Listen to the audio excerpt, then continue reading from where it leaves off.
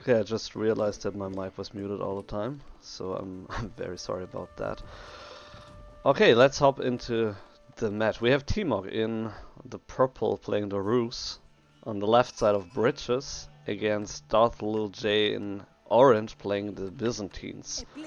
Already starting with a cistern, the mill here, nice berry spawn in the backside. Very nice for Byzantines, trying to get the oil production up and running.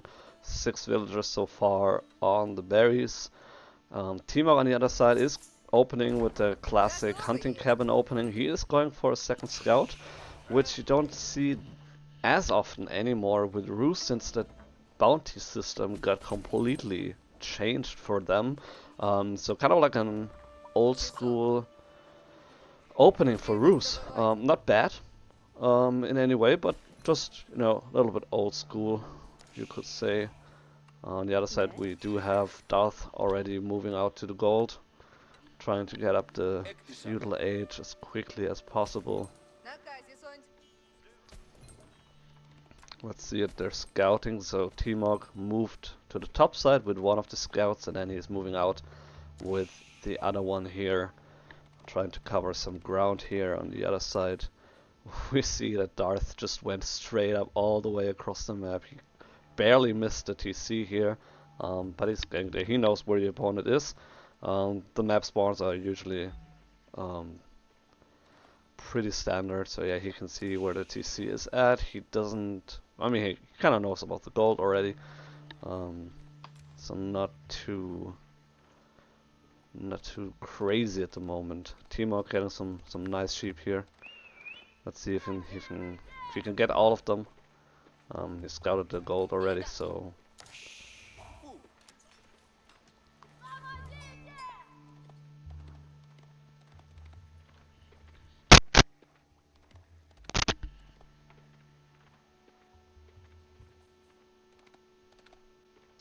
there is also a market here, a neutral market in the map, which is not the greatest spawn. So I mean, usually you could try to trade, but it's not really worth it. Also, your traders would have to go all the way across the bridges. They can also be destroyed, by the way.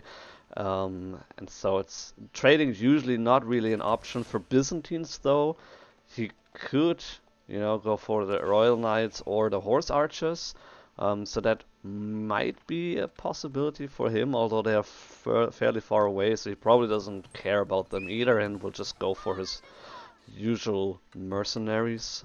We do have the Golden Gate coming up, so that also a little bit more favored with the recent patches, opposed to the Kremlin.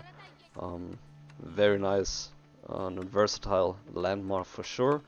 So going up with 3, and the other side we have 6 villagers going up with the Grand Winery, so pretty standard landmark here as well with the berries. Nice spawn in the back side here of his base. So he wants to get to the feudal age very quickly with six villagers. Also found some decent amount of sheep here as well. So he'll get to the feudal age quicker, even though he started later than the Rus did.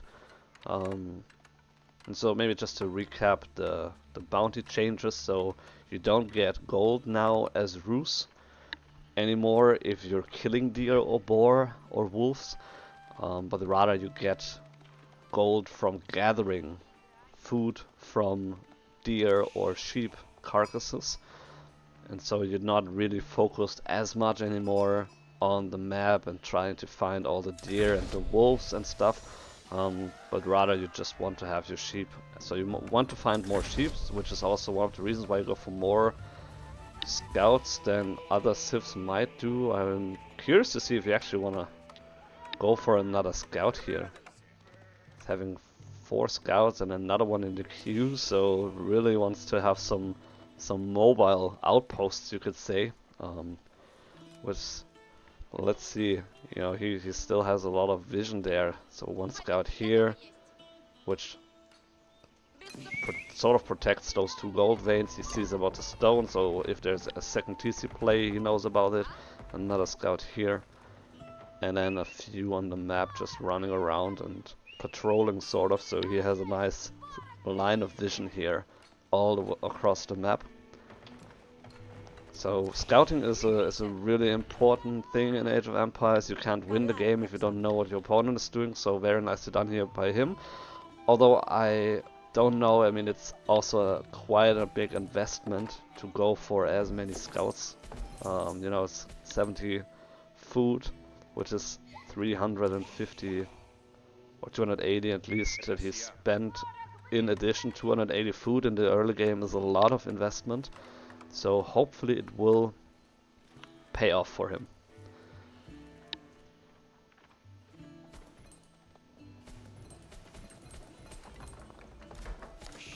You already see an archery range coming up here, so no knights here. Roos being obnoxious for their feudal knights, but he doesn't go for the knights right now. Instead he went for the archery range for now, but he didn't produce any units yet. So those two scouts just having a chat here, very nice. Social. Oh, another third joining the party. That's wonderful. And so yeah, you would usually see in the previous patches, you would see they would kill the deer now and they don't care anymore. They're just having a chat here. Really nice. He's actually killing the deer, why not? But yeah, he's not getting any gold. As you can see, his gold is not increasing. And the bounty is just different. The bounty system. So for the time being, oh, there it is. There's the connection between the two cisterns. I was gonna mention he only has one cistern connection, one level right now. So one cistern gives him 10% gather rate for the nearby villages, and that second cistern will increase it to 14%. So very nicely done. It's a very important bonus that you get with the Byzantines, and so it's good that he makes sure that he gets them as soon as he hits the feudal age. You don't need to do that in the dark age, but you do want to have it in the feudal age so that they produce or they gather their resources faster. So also going for some, well, I mean, interesting and almost aggressive palisade walls here.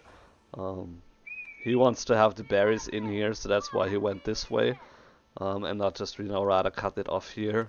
So he wants to have those berries, and also these berries over here. So he just walls in all the berries that he can have on his side. The three on the Roos side, he can't get to them right now. So we see a very, very nice move here from Timok, as I mentioned earlier, with going up to 7 scouts by now, but he also went to with the technology pro scouts, which means that he can carry the deer carcasses, which kind of makes them slower, so he should probably just drop it for now to get away from the Limitane, or Limitani, whatever you want to call them. But that's also one of the reasons why he went for the archers, so he can protect his scouts, and this one is going away with 1 health, so first group of longbowmen here, so he went with the western contract. So longbows here on this side. Archers can, well, sort of compete with them if he needs to. So we'll see how that turns out. But for now, he's already going up with the Abbey of Trinity, so he's going for a pretty decent fast castle timing. He just went for a couple scouts and then 2 archers to defend them. Meanwhile, we see that Darth is circling around the base, finding a villager there. Very nicely done. The woodline not completely protected, also getting another kill here, so 2 dead villagers. But Timok shouldn't be too scared about that for the time being, because he's already in the castle age now. So he'll probably go for some warrior monks relatively soon there. Trying to get the relics, trying to get the sacred sites. They should be pretty easy to be defended. This one here on the top side, he could just put a wall here and then it's pretty safe. Same for this one, just put a wall here, maybe drop a keep if you really feel like you need it, and then that's basically safe as well. And then in the middle you just need to keep the pressure on, and then you can just relatively easily defend 3 sacred sites there. There's the first warrior monk, 2 warrior monks in queue. Meanwhile, the scouts being busy with carrying the deer carcass to the base, which again, gathering from the deer carcass gives him gold. So it's a good move to do that. You know, just keep putting the deer in his base so he can safely gather right underneath his DC. He's going for a couple of men-at-arms, which is a good choice because they will completely demolish everything that Byzantines have. Let's see what he else is doing. A couple of spearmen, so he expected the Rus Knight to come, and Timok didn't give him that satisfaction. Going for those berries now. So he just ate through this patch that was over here, and then going for this patch here. He'll get through this relatively quickly. A little bit of oil on his side already, and now we see a little bit of skirmish here. Men-at-arms a little bit faster. Actually, it was the same speed as the longbows. So he will slowly at some point, if he can charge them, close the gap. Nice. Very nicely done here. And I think it's not... Ah, that is so close. That was very unfortunate. It was a nice move by Timok. It was really good and a funny idea. And it also bought him a little bit of time to close the gap and close up to his opponent here. And he's getting slowly but surely a couple kills here. So the 6 longbowmen that he had down to 2 already. Now he has a couple more units here as well, horsemen, but nothing really that scares castle age men-at-arms. And so Darth has to find a way to get to castle quickly in order to build some armored units first, and then also anti-armor like crossbowmen. Because otherwise this is not a losing fight no matter what he does. Those men-at-arms, they are so tanky against him, so he barely does any damage. He does 2 damage per shot, so not enough damage to really scare Timok away. And so he can keep Darth in his base with a fairly small army, you have to say. And in the meantime, he already gathered 1 relic in here. And then there's 1 more here, and then the 3rd one was somewhere. So he's up to 3. There it is. So 3 relics already in his pocket. So very nicely done here. And we see so Darth is building up our army a little bit more, but again, nothing here is remotely scary for Castle Age men-at-arms. Couple spearmen against the horsemen, so that is nice. Even though one loses his life to scout it out.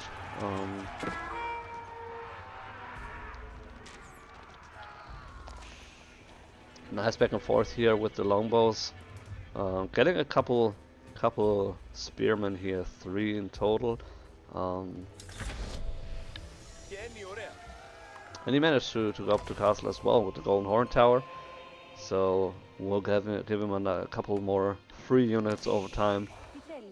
So that is good for him. He will definitely need it. Already 2 crossbows in the queue. Meanwhile, we do have Timok going for the sacred sites, the bottom one first, and then eventually, once this one delivers his relic, he'll probably go to the top sacred site as well. A little bit of a farm transition here as well, because he is slowly running out of food here. He cannot gain too many more deer carcass here, so he needs to do a farm transition so that it doesn't bleed out his food eco here.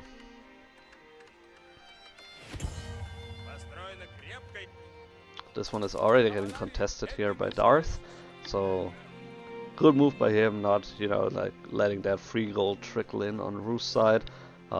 He could have just, you know, taken 1 horseman, which he's doing right now, and then move out with the other ones, because it doesn't matter how many units you put there. The decap takes exactly the same time. so it doesn't matter for him. Another system getting dropped here and already connected, so that will be level 3. So that would go up all the way to 26% in total. Let's see if those horsemen, they will find a scout, so that is a dead scout if he doesn't, well, he's moving in the wrong direction and then he's just getting poked to death. Very unfortunate. So some walls here from Roos already, so he has to circle all the way around the base. It's open here unfortunately, so he could actually move in here and try to kill something, but then also Timok is already on the move and the horsemen are not dealing a massive amount of damage, so not super scary. If they would be knights, it would be a different story, and now they're running into the spears. Already 2 dead horsemen, another one halfway dead.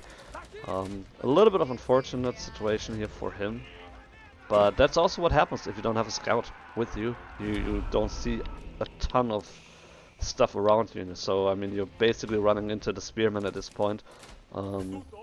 As you can see, you don't see a whole lot of, you don't even see if there's an army here, which there is. You don't see it. So he is getting 2 or 3, I believe, more villager kills, but then at the same time he's getting trapped here. So nicely done by Timok. He is sacrificing a couple villagers, but at the same time he cleaned up 6 horsemen, so I think that's fine for him for now. The villager difference is not too massive, although you have to keep in mind that Byzantines do have a faster gather rate due to the cisterns. So it actually is a little bit higher than the 53 we can see on the screen right now. But then again, Timok has some free gold, which would be some villagers being on gold that he doesn't need to. So in some sense it evens out eventually. We have some rams here in the middle as well as the wooden fortress to protect this one. So kind of like a budget cheap to keep, you could say. In a sense, I wish that Timok would go for a second TC just to close the gap, because he has 2 options now. He either tries to close it out in Castle Age, because Roos are strong in Castle Age, and he could close it out, which he's trying to do right now with the Rams, or he moves into a second TC because he should be aware that his eco is a little bit behind the Byzantines. And so those are his 2 options. Either try to crush the Byzantines before they have all their olive groves here, which would help them to provide food and also olive oil. Or yeah, just, you know, closing his eco, the eco lead here by going for a second TC. We have quite a big army from the Byzantines moving out here, so maybe they will clash at some point. Timok's army is a little bit smaller. He has the more expensive units, so maybe this will work out in his favor. He doesn't really need the spearmen anymore, so he's fine with having them dive here, because there's basically no horsemen here. Yeah, and Darth has to retreat here. This doesn't look much with the men-at-arms here, but it's men-at-arms and they're super tanky. And so there are a couple of Varangian guards here for the Byzantines, but not too many. And then we just have a lot of crossbows here from the Roos, so they can deal with that pretty effectively. And now he's trying to go for the cisterns. This one is not connected, unfortunately. And Darth is aware of that and trying to burn down the rams. And yeah, Timok's army resets here. He lost basically everything and he doesn't have a lot of units left to defend the rams here. He has to move away and to retreat here. So I would like for him to go for some rams, for some knights actually, just to be able to move around and then get the slow longbows down. Because the men-at-arms, they're cool, but they're super slow as well, so it's really hard to close the gap here. And yeah, with a little bit of kiting, and you can see very nice done here by Darth. he can just move back and forth and then shoot down, and even though they don't deal a massive amount of damage, he's still at 22 longbows, and so eventually he will also get the crossbows down, the man-at-arms, and the crossbows as well, because he can just focus the crossbows, and yeah, that also hurts the Rus army a lot. So a couple knights here would be nice. We see a MountainAle in queue now, because this army blob here is very susceptible to a MountainAle. So hopefully this will change the fight in his favor. Two wooden fortresses here on the bottom side for the other sacred side.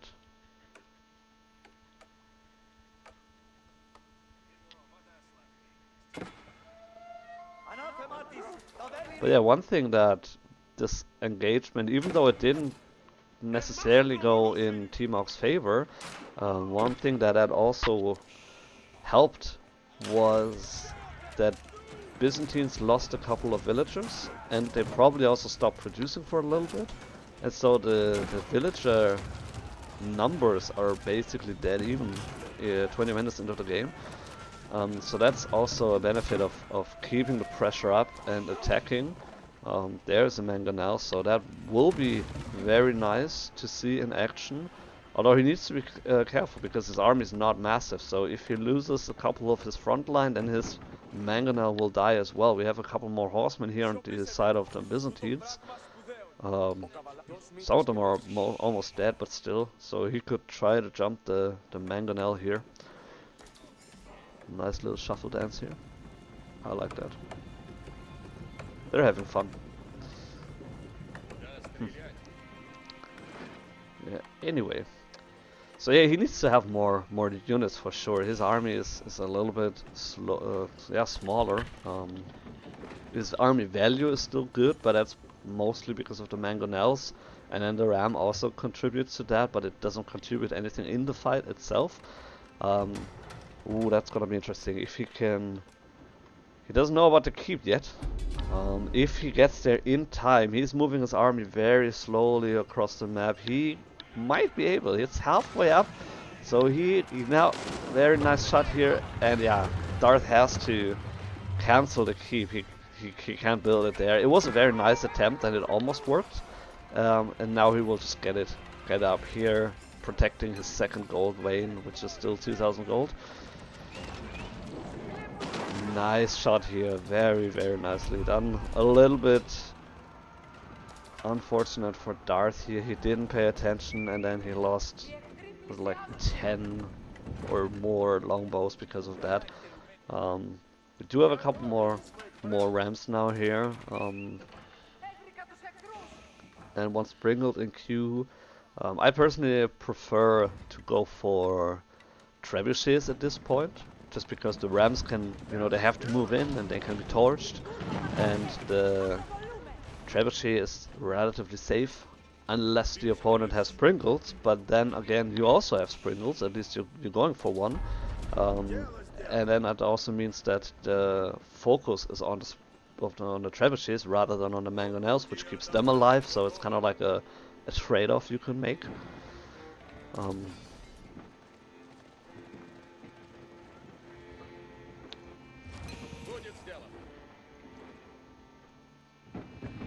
So both armies kind of like building up and having a stare down here right now. Rams are moving in now.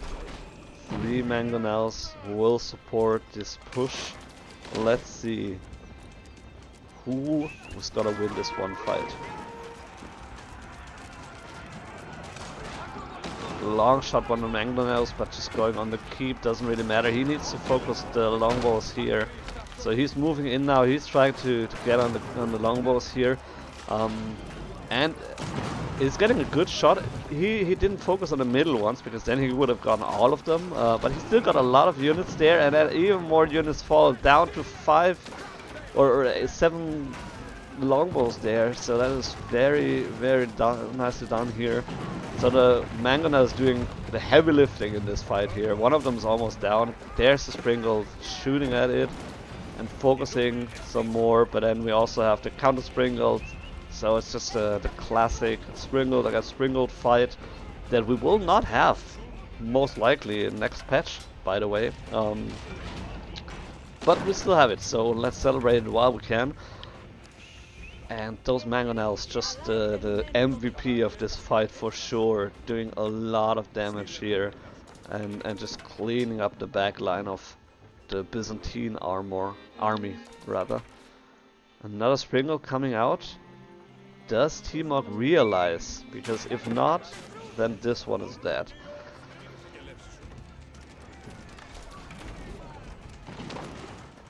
Rams moving into the house.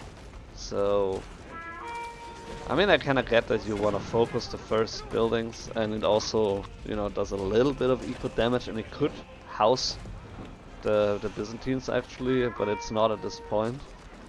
And so I'd rather see him go for the cistern first, and then just go for the production buildings, because they're in the, more or less in the front. Some horseman raids coming in here, trying to get on the crossbows and on the archers. To be honest, he should just, you know, turn around and attack them, because that's just 2 horsemen. So you can see how quickly they fall. So they have a bonus damage against range units, but they also still bleed. And so if you shoot at them, they will eventually die. And if you have enough units, it doesn't really matter that they do bonus damage against your range units. So Timok, curiously enough, retreating from this fight. I mean, he lost all his mangonels. That's a little bit unfortunate. He could have protected them just a little bit better. So he's retreating back to the middle and regrouping. Meanwhile, he does have control of 2 sacred sites. Byzantines took the other one. So no sacred victory inside anywhere near. But a lot of free gold. So if you look at the eco, Byzantines, you can see they are powerhouse with their eco. It's massive how much more they gain other than Timok, even though Timok now is way ahead in villager count, which is also due because he went for a 2nd TC and now is going for a 3rd one even. Interesting to see that. I don't think the 3rd one would have been necessary, but then again, I can see how many villagers he has, but he doesn't know that, so he probably fears that there might be a 2nd TC somewhere here in the back, which Byzantines sometimes do a 2nd TC in the mid game. So you can go for a 3rd TC. I don't think it is necessary, but if you want to be safe, then you might as well do it. That's some dead villagers here on the stone, a little bit unprotected here, no wooden fortress or anything. A little bit unfortunate here. Good raid from the Byzantines, trying to get him here as well. But Timok already walled everything except this opening where his army is going to move through, so he's trying to, besides this couple villagers, he doesn't lose anything here. And he went for the Spasskaya tower here in the middle. So kind of like what I said earlier with having a keep here, which this functions as some sort of keep, as a good keep, I might add. And those horsemen slowly trying to torch through the palisade gate. In the meantime, we do get the wooden fortress, so this is gonna be interesting. And now this one somehow got in there, which is a little bit unfortunate.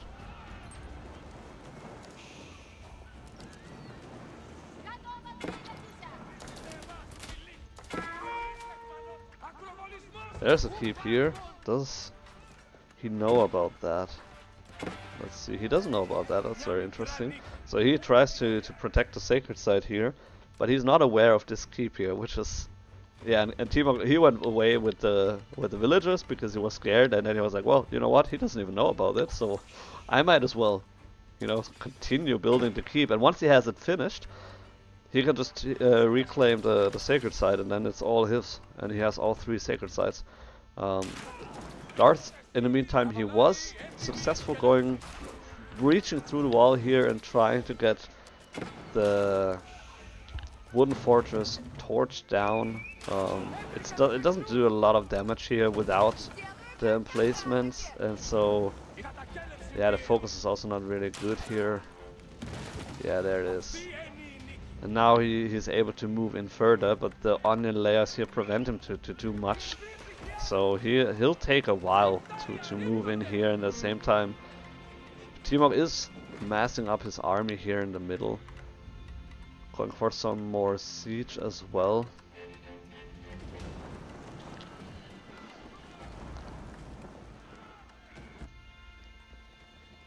And at the same time we do have Byzantines. He could, if he would just sell a lot of food here, or somehow get more gold, which he could do here or here, then he could go into Imperial Age himself. Right now Timok doesn't have all the upgrades that he would need for Imperial Age. So he doesn't benefit massively right now from the Imperial Age. But it's still nice to have a keep here, so this is a safe sacred site. It's a good rally point for him, so he can move out from there. And now Timok is trying to protect this side of the map as well. So there's a keep now, so he's gonna learn about that really quickly. And hopefully these villagers will make it out alive. Doesn't look like it. Wolf also getting in on the action here.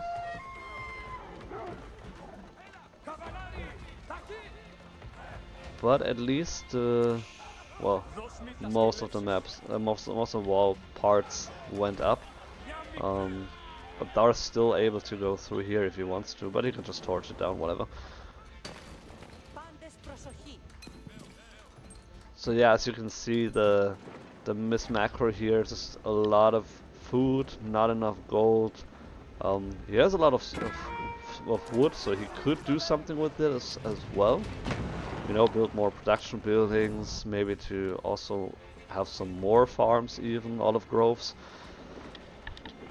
So a little bit of miss macro here. He should go to Imperial before those upgrades hit. And at the same time, Timok still needs to get the upgrades. You can see here on the top side, they're all veteran units, so it's still castle age units for him. A massive fight here in the middle, a lot of siege as well. And not too much frontline here for Timok. Nicely done here with the Springles, trying to snipe out the mangonels here. So even though there's not a lot of frontline, beautiful mangonel shot here from Darth as well. It still doesn't look too bad for Rus, even though he's losing the front line, and now slowly they can move in the Varangian guards. They can move in here, and yeah.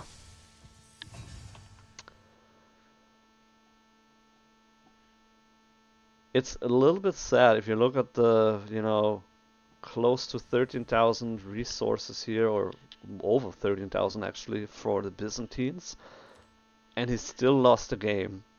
Even though he actually, let's look villager first. Yeah, so Rus does the second and third TC, that paid off, of course. Even though he lost a little bit of villagers here and there, but then he went ahead a little bit, which is also reflected in the eco count. But if we take a look at the military, it's a little bit funny that actually Byzantines still had more units than the Rus, because they both lost a lot. But he tapped out because he was afraid of the Imperial Age, which didn't do anything because Timok didn't get the upgrades yet. And so I think he was afraid of a ghost, of something that wasn't really there. And just the amount of resources that he still had left, and he lost the game. Which, yeah, just goes to show that if you don't macro properly, it can cost you the game, even though you technically would be ahead. I mean, Byzantines wasn't in a bad spot at all. They had a ton of resources they could have used, and weren't able to. And that's the reason why they lost. If they went Imperial Age instead, and then got their upgrades, and had the exact same amount of armies there, which he didn't need to fight at this point. He didn't need to push out at this point. He could have stayed in the space as well. Then he easily would have cleaned the Rus army, and then he could have moved out and take the sacred sites and, you know, try to kill the the base of the Rus and the Spasskaya tower and whatever else you wanted to. So a little bit of unfortunate miss macro here on his side, but overall nicely done. Build order was pretty good and timings were fine. So good first game. Well, okay, Timok, I give you that. You had something in Imperial. Well, that's good. That's good. All right, let's see. So we have the bottom bracket is already in round 2. Looks like someone dropped here. So apparently Trunkhorn is not playing in round 2. So it's down to 4 players. That's also, by the way, one of the reasons why we went for 3 rounds of Swiss this time. Is because we're not having as many players sign up as we would like to.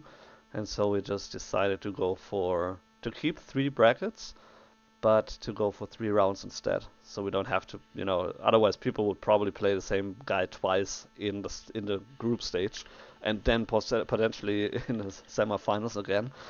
And I don't think most people would like to do that. For the middle bracket, let's take a look at this real quick. Also round 1 has finished.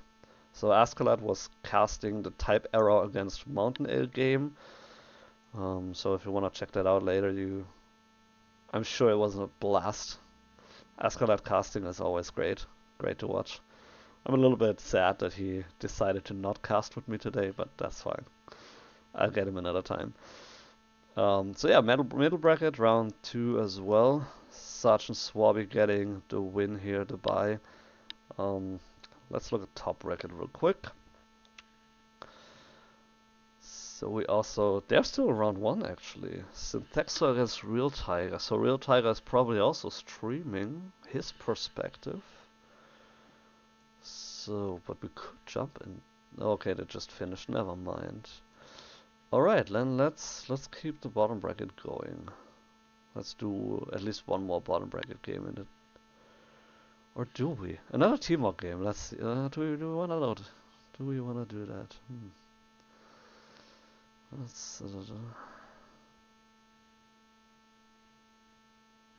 Oh well, might as well. Why not?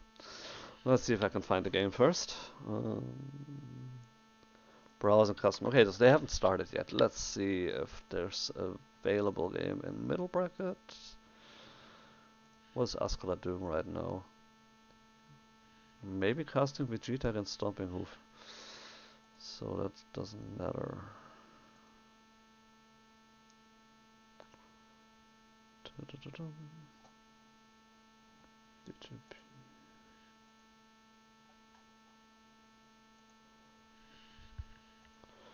Alright, let's find us another game. We'll hop into the middle bracket, DJP against Jill. Let's jump right in. So, we can see Jill playing the Holy Roman Empire in the red against DJP playing the Delhi Sultanate in green. It's wonderful. Watching Delhi in green, I think that's one of the greatest colors for Delhi. For HRE, well, red is fine. Yeah, red is fine. I think yellow is even better. But yeah, whatever. So we have a mining camp and a house coming up here. So pretty standard right now. 5 on food, and then those 2 are probably just going on gold right now. So he's just macroing for a standard feudal age, nothing special here. The mosque coming up here. Depending on where he's going to build his lumber camp, probably here I would suppose, which would be right inside the mosque area, influence area. So he can get the eco upgrades going quickly, already going for the wheelbarrow here and the survival techniques. Why not get it? It's all free. Why not get it? And then the mosque will increase that timing. So right now it's at 3 minutes 44. Yeah, jumped like half a minute ahead. So this one scholar already doing a lot of work. Very quickly getting the other upgrades here. So very, very nicely done here. He definitely knows what he's doing with Delhi. Nice to see that. 4 on gold here for Jill. And 7 on food. This one sheep doesn't want to be German, I guess. Let's take a look at scouting real quick. Okay, so Delhi just went a little bit around everywhere. Also, this is cliffside, by the way, so you can see the cliffs here. And on the other side, yeah, HD just circled all the way around here, so he kind of missed the base here. Oh, there is. Just slightly, but I mean he knows where it is. It needs to be somewhere here. There's not really a lot of where else it could be. So both bases relatively close to each other, and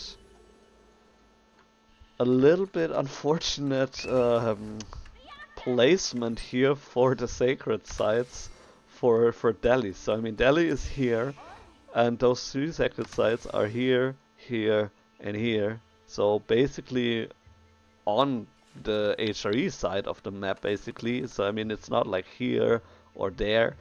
So it's a little bit, further away from him, which will make it a little bit tougher for him to get the sacred sites and then go for the sacred victory.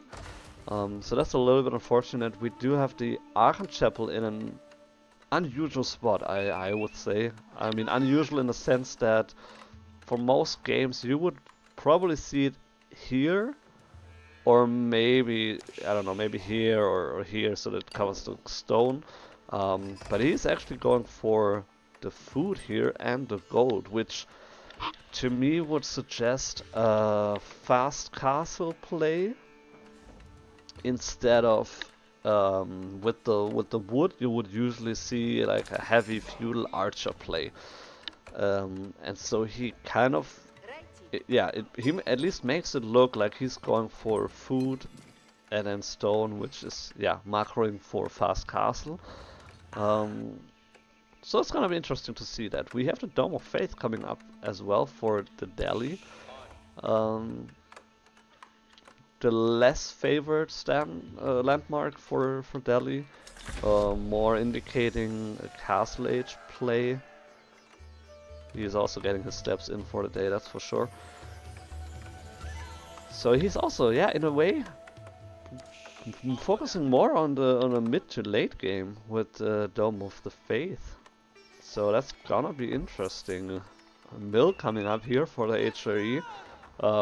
Which is a risky play, because this is one of the first sacred sites that Delhi is gonna take. So if he wants to, wall it like somewhere here, this is gonna be gone. But for the time being, he tries to get the food as much as he can. So it's a high risk, high reward play, you could say. We have 2 on gold, which should be enough to help him produce a scholar here and there. He's not going for a fast castle anytime soon, that's for sure. And a lot of wood, as you do with Delhi. So 8-8 currently, which is pretty much the standard, or at least one of the ways how you could play Delhi. So Delhi, depending on what kind of units you go, if you go more for archers, and if you want to go for the palisade play here with just walling everything off, you need more on wood. Kind of similar like Ottomans can be played. If you go for heavy archers, you need more wood, obviously. So that's one thing you want to do, but at the same time he's macroing off of wood right now, going more on food. So currently not getting the upgrade, so he builds a blacksmith relatively fast once he did the age up.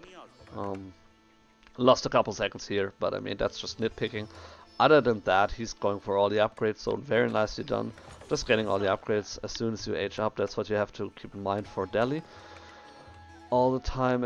On the other side, we do have a wheelbarrow and then also survival techniques coming up for HRE, which makes sense if you're going for those are sheep, but here for the deer carcass here, you know, just getting a little bit faster deer here. There's the first Ghazi raider, but not really impressing to the prelate here. So yeah, that's the thing. We have a couple Ghazi raiders here, which also is the reason why Delhi needs to go more on food than wood, because he's probably focusing more on the Ghazi raiders, which makes sense because HRE in Feudal Age has access to men-at-arms, which are somewhat countered by the Ghazi raiders with the +2 against heavy armored units. And other than that, they just have regular archers and regular spearmen, and so Ghazi counters the archers and somewhat counters the men-at-arms. And so nice play here on Ghazi raiders. 4 right now, 1 in Q, a couple of archers. So that's probably gonna be his composition for the time being. Pushed Jill off of food here, so he still has the berries under the Aachen, so and a couple of sheep. So he's not too scared for the time being, but gets pushed off of gold here as well. Nice raid coming in here. He is reacting to that with the barracks, but that's his first production building, so he really tried to go for the castle age, and he's almost there. He needs a little bit more gold. He has way too much food anyway right now, so he can definitely spend a couple of resources on some units and then just go for there's the Ragnitz Cathedral, just like you'd like to do it. If you're going for fast castle, then the Ragnitz Cathedral I think is the better landmark. And that's what he's going for. So only 4 going up for the Ragnar's Cathedral, so slow timing. He could pull those ones as well, but for now he doesn't want or need that. So we have the first sacred site contested here. Cliffside also a very nice map here to just wall this part off. And then you have a short wall here, and then a little bit of wall here, and then this whole map side of the map is yours to take basically. This scholar moving away, so he got the 3rd sacred site pretty soon. Jill moved a couple more villages here, so he's at 7 right now, but it still takes a while to build up this massive landmark. So Delhi has all the 3 sacred sites before HRE got to the castle age, which I would say is a small victory already for Delhi, especially considering the position of the sacred sites. Now that they're blinking, you can tell it even better, I think, how far away they are from his side of the map. And so the fact that he managed to get them is nicely done. And again, also pushed HRE off the food here. So just limiting his options. A nice raid coming in here from the Ghazi raiders. Nice block here as well. So 2 villages down, another 3rd one. Almost got the 3rd one. That was a very lucky villager. So a little bit of eco damage here. So he is ahead villager wise. He could roof them back to the scholars and heal them up. I think that would be smart to do. He has a lot of Ghazi raiders on the other side as well, so he can just keep up the pressure.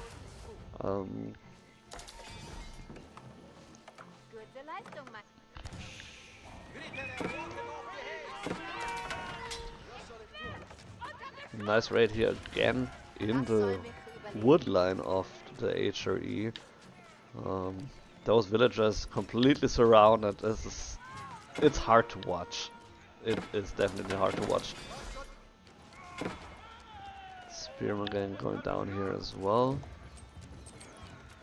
And then there's the man-at-arms, but again, the Ghazi Raiders some kind of soft counter against the man-at-arms. So not too impressed here as well, and some more villagers going down here. The tower doing what it can, but one more villager going down. So yeah, if you know, take a resume here right now and then look at the results basically. I don't know if that's the proper English term. But if you look at the results right now, we have 11 dead villagers for HRE, and the army kill destroy value is dead even right now as we speak. So yeah, he's losing against the spearman obviously, but 11 dead villagers plus the idle time that he managed to squeeze out of HRE is massive. We have a little bit of a counter rate here with spearmen and men-at-arms. Nicely done here as well, take the relic here. DJP a little bit slow on the reaction, so Jill being able to kill 4 villagers there, 5 actually, just because there's no army here from the Delhi in his base. More villagers going down, so very, very, very nicely done here from Jill. Incredibly successful raid. If you think about it, it's only like 3 men-at-arms and 1 spearman. So as I was about to say, that there's a huge eco difference here, where it was like 41 to 28, and now there's 7 dead villagers. So those men-at-arms, they don't want to die. It's incredible. Another villager dead, so it's 8 to 11, so basically even right now. And then also this gave the time that Jill needed to decap the sacred site here. He's going for a decap here as well, so that's a ton of gold that DJP will not get. Plus also that if he wanted to go for it, there's no potential here for the time being for a sacred victory. So incredible raid. I'm really shocked how successful that was. I don't think it should have been as successful. I think if DJP would have pulled his villagers to the back and then just, you know, like go for some other wood, it doesn't matter, just go for somewhere else and then just heal them up with a scholar, it would have been fine. This one archer is so obnoxious here. I'm happy that the horseman is getting rid of it now, just so that I don't get the alert anymore. And I mean, let's be real, it didn't do any damage here anyway. So yeah, incredible raid here by Jill. Just with 1 man-at-arm, he's able to push away all those villagers. Because they can't contest that, of course. I mean, he would destroy it. All those villagers. A Lancer getting in on the fight, so this is a battle that Jill will lose against the Lancer here. A couple more Lancers here, so that's very good to see. That Jill is transitioning, or that GJP rather, is transitioning from the Ghazi Raiders. He only has 1 left. Going for some Lancers here. I hope they don't idle out here in the back, that would be unfortunate. But at least that's a good way for now to deal with those annoying Holy Roman Empire men-at-arms. Did he get... No, he didn't get the heavy maces yet. Because that will be the game changer for him to be able to contest the Lancers. That would get us bonus damage +6, and this would be another damage +2 bonus. 1 Ghazi Raider getting another villager kill. But again, it's 9 to 12. It's dead even almost. So incredible comeback from Jill. I really thought that DJP was in an extremely good position once he raided successfully, very successfully. But Jill was able to, with just a few resources really, to do a counter raid that turned out to be way more successful as it should have been, and that really changed the momentum of the game. You can tell by 2 decapped sacred sites, and then Delhi is kind of like, oh, okay, what do I do now? What's the next step? Even though the army difference is massive, so Delhi is so much in favor right now. With 18 to 54, and then the value is like 3 times, more than 3 times as much as HRE has. But Delhi is just scared at the moment to do anything with it, and at the same time we do see the Palace of Swabia coming up, which will, is acting like yeah, like a town center, but like a town center on steroids. And so whatever eco difference there was before, you can completely neglect that, because the Palace of Swabia will just pump out units like there's no tomorrow. 7 seconds and 17 food. I mean, that's almost for free. I mean, that's less than a militia from the Rus would cost. So that's just insane how cheap and quickly they will come out. So you can see the difference is already 1-1, even though Delhi was able to kill 16 villagers. So they should be way more ahead, but they aren't. And a little bit of an engagement here, mowing down the tower here, the outpost with the war elephant, and a couple more dead villagers here. So that closes the difference, or increases rather. Excuse me. A little bit of a raid here as well with the lancers on the bottom side. So DJP doing a really good job here with just poking here, poking there, just distracting, annoying, killing villagers, and yeah, you can tell that it's difficult to keep up with all this APM and all these different kinds of areas of attack and focus. And the result of that is that Jill was out of food. He couldn't produce any more units, any more villagers, nothing. And then he needs to tap out because he realizes he can't hold it against those units here. So I don't think that going for the Imperial Age was a smart move in this situation, just because Delhi is so oppressive with their military, with their amount of units. So I mean, it was a nice thought to close the gap, and it could have worked if he had a couple more minutes to work with. But the military difference is insane, and so all those resources that he put into the Palace of Swabia, he could have had it in military, and that could have really made a difference. Let's see, he had also not as many relics as he would have liked to, so he went for a fast castle Regnitz, but then it didn't really pay off, and so really tough position here for HRE to deal with that. And also in general the resources. So DJP economy, his economy was ahead most of the time. So, but yeah, nicely done overall. I liked. I mean, both players did raids that were insanely good, and so I really need to take some notes there for my own games.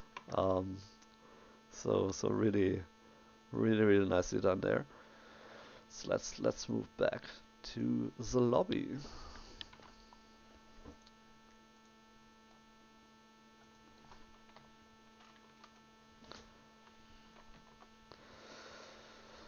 Alright, let's take a look at the brackets. So middle bracket is already in round 3. Type Arrow getting the bye here, and all the other ones fighting it out. Let's look at the bottom bracket. Bottom bracket is in round 2 still.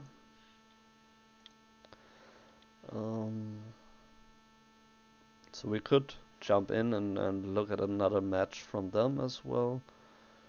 And top bracket is also in round 2.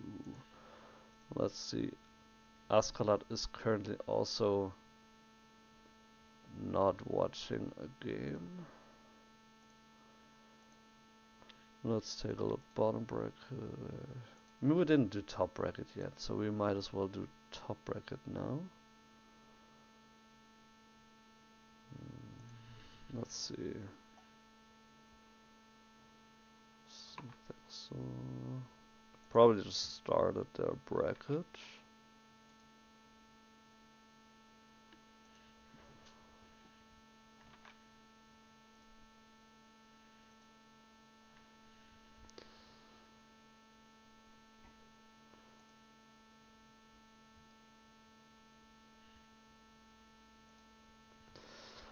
The thing is, I don't want to start watching one of the games if Askala is going to cast the same game, then that's a little bit unfortunate.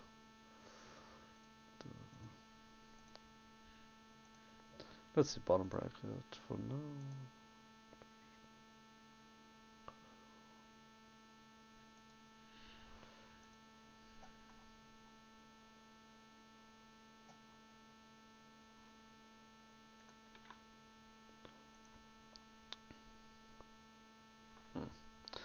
Okay, bottom bracket is not observable. The one game, what's the other one? The other one is observable. Alright. Okay, then let's jump in. Alright, we're gonna watch Chaivo playing the Japanese in blue against Darth Lil J again with the Byzantines in orange. So he played the Byzantines in orange already in the first match that we observed. Very nicely done here by Chaivo, moving into the TC and then out here on the backside, going for the berries here at first. So some nice little trick here, but very well executed by him.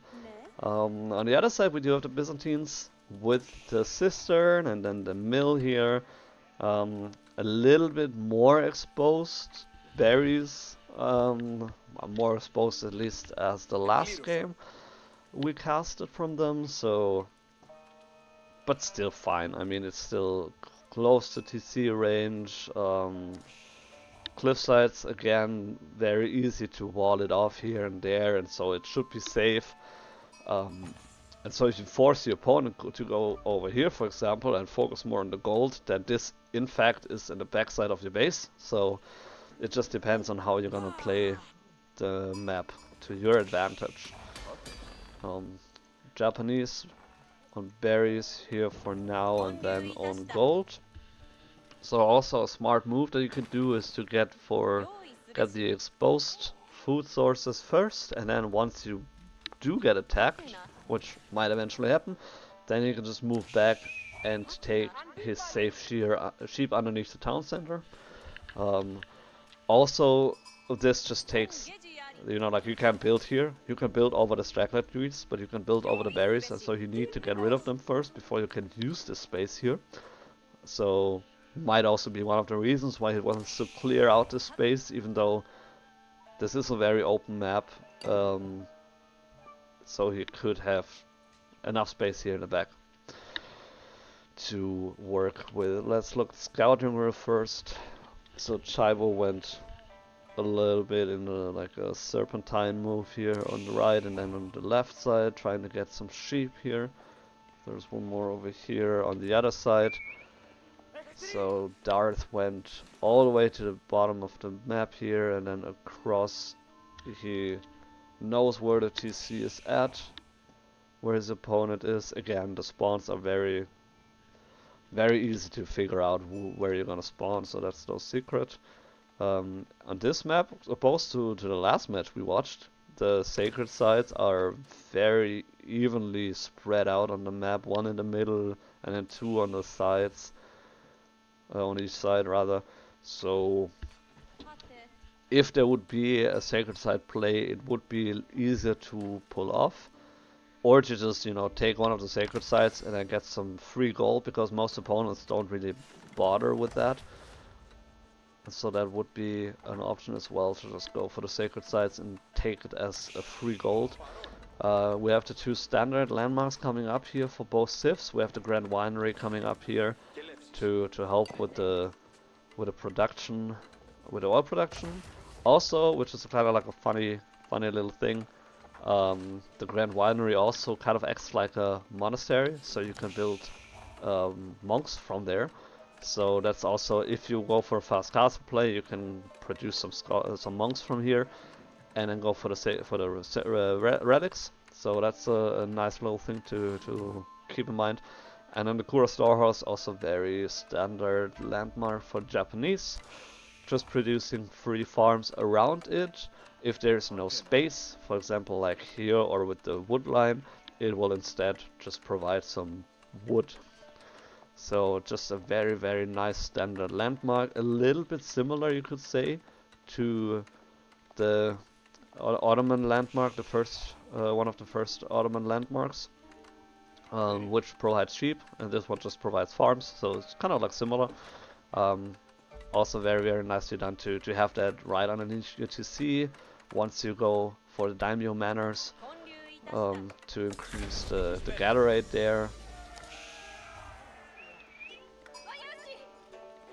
Japanese aware of the Grand Winery there as well, so Chaivo knows about it. It's not a real surprise, but I mean, he could have faced the Hippodrome and then some strong horsemen, so that could have been an option, but again, usually you go for the eco bonus of the Byzantines. There's 2 cisterns already in place, so he just needs to connect them to increase it to level 2. For now he's having still a couple villagers on gold, so it doesn't look like a fast castle play this time, but we'll see. Maybe he will macro on more on gold. On the other side, Japanese has already been through most of the berries here, so he will have to move back here to the sheep at some point, and possibly the farms here as well. Couple villagers on gold as well, also producing stone while they're gathering, so he might eventually be able to go for the daimyo manor even without going on stone himself. So the daimyo manor would just increase the production cap of Bannerman Samurai and also provides a free villager. And then it also adds an aura which enhances villagers' harvest rate from farms by 25%. So basically all the farms that you will get here from the Kura Storehouse will be increased as well by 25%. So that's one of the reasons why you want to have the Kura Storehouse right next to your TC. Because you could be like, well, I mean, I'm blocking one of the farms here, why would I do that? Well, one of the reasons is you want to have it really in that area here, so it's quite usual to have it overlap by 1 or 2 tiles. So you lose one farm, but then again, you don't really lose one farm because you get wood instead then. So yeah, it's fine either way. A little bit of wars coming up here from the Byzantines, so kind of similar to the last game, with the exception that he's walling off the berries here, but just because this is all open space, so he would have to wall a lot more if he wanted to do that. Chaivo in fact going up with a very fast castle play here with the floating gate, also the standard landmark for Japanese. Most players go for this. Let's see who wins this fight, the villager or the scout. Well, that was a close one. So floating gate coming up. Currently 11 villages. He pulled a couple villages here as well, so he is going to get there relatively soon. Byzantines for now nowhere near castle, which Byzantines don't necessarily want to go for a fast castle. because they rather focus on their eco, so a second TC could be an option. Some players like to do a second TC, or you just go for all the berries. Now he's extending the wall here, as I mentioned earlier, to increase the berries here as well. Third age, Castle Age came up for Japanese, so now Darth needs to kind of make a decision, really, because he currently only has a couple of Limitine and Longbowmen. So he got a Longbowman from the contract, and those are just his Byzantine spearmen. So he kind of needs to think about either going for Castle himself, or going for a second TC, or crushing the opponent, which he can't do with this kind of army. So a little bit of a tough position for him to find himself in. Interesting play here with just walling off the relics, so he knows that he can't contest it for the time being because there's already the Shinto priest being out here, and so he knows that he needs to protect or prevent the sacred sites, the relics, from being taken. But then again, he also really needs to find a way to deal with this unit here, the Mounted Samurai. So it's insanely annoying to deal with because of the deflective armor. So basically the first hit it takes gets neglected completely. Or deflected, I guess you would say. And so it's basically a knight, but a very annoying, tanky and strong knight. So it's yeah, really difficult to deal with, and actually one of the few units that in theory get countered by the spearmen, but in practice not really, because you know, if it gets the first hit in with the brace, it doesn't even get damage from it. And so it's really difficult to deal with the samurai if you're only having spearmen at your disposal. And so that should be the biggest worry from Darth right now, is the mounted samurai. And we have 3 right now in the field. There's 1 here and there's 2 more here. Longbow is doing a good job here with killing a couple of villagers, so 4 villagers dead already. So nicely done here by Darth. But again, you shouldn't underestimate those mounted samurai here.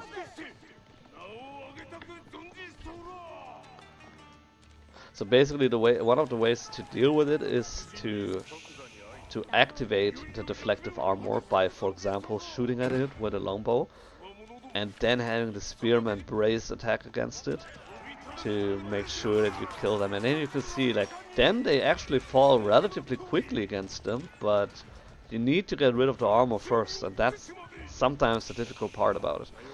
So good job here done by him, but at the same time he can just heal them up again, so he didn't lose any. So it was a good fight for Darth, but he wasn't able to kill any of the mounted samurai. So now he's healing them up. It would take a while, but yeah.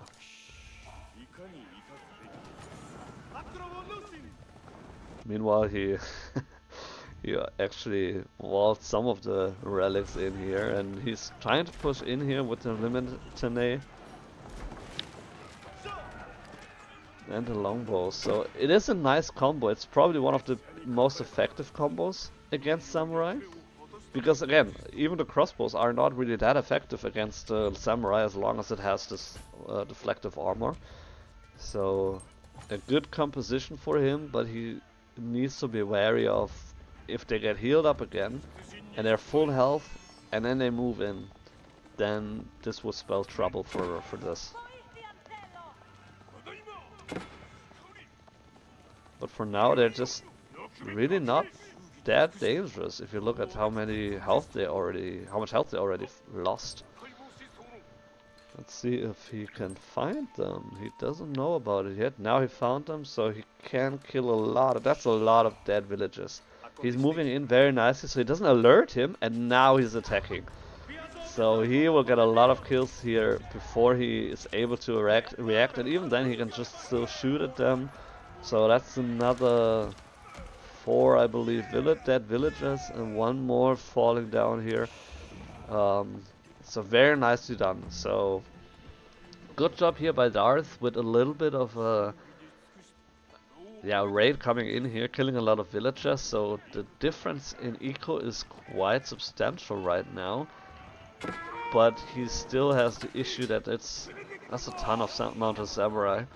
By the way, the only units he basically has. He has a couple of horsemen here, but other than that, it's mainly mounted samurai. And now they're moving in, completely destroying the spearmen here. Poor longbowman gets left for now. So we have a couple rams coming up here, or rather Siphons. So the special rams from the Byzantines, which are also more expensive. So the regular rams cost only 200 wood, but the Siphon also costs 60 gold. But it's well worth it, as we're all aware, because they don't just ram, they also burn the enemy. And now he's going for Castle Age himself, the Golden Horn Tower here. So potentially, if he gets the upgrades in quickly enough, he could make quick work of those units. But yeah, he's completely surrounding them, and then the longbows get demolished by the mounted samurai. A couple more Limitani moving in. He was able to kill quite a lot of mounted samurai, but he also gets distracted here, and it just looks glorious. All the fire and burn damage here. But on the other side, he did lose everything here. So if you look at the destroy value, he's still ahead for the time being. But the army difference is basically even now, with the exception that the Japanese army is 4 times the value as the Byzantine army right now. So let's see. Currently no upgrades here for the Byzantines. There's one of the monks going out. So he really needs those Castle Age upgrades, because otherwise it's difficult to contest those Castle Age units. Let's see, so he's going for this one here for now. So only one relic captured by the Japanese, so he could have gotten out more of the Castle Age, but he only was able to capture one relic so far.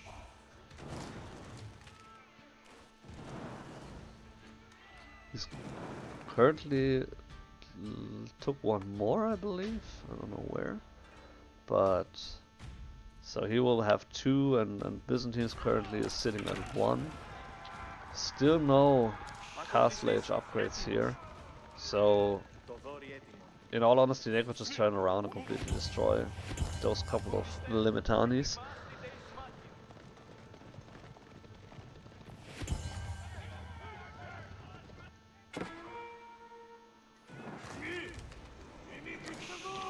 I was still trying to breach the wall here.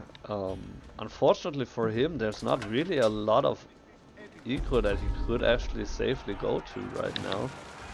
So Darth still going for the extended berries. He got all of them, and now he's going for some more olive groves here. Still going through the wood line here, so not actually a lot of eco that is vulnerable right now. Now he's successfully managed to get level 3 cistern. Nice raid here by Chaivo, getting 2 villagers on the gold. And he found the farms, the olive groves over here. Some more villagers, 5 villager kills, and still no dead mounted samurai for now. Villagers on the run here, completely in danger. 1 dead mounted, 2, well, that was a horseman, 1 dead mounted samurai. And now he needs to get out here again. Jaivo does. Darth trying to trap in here. He needs to be careful that he doesn't get killed off.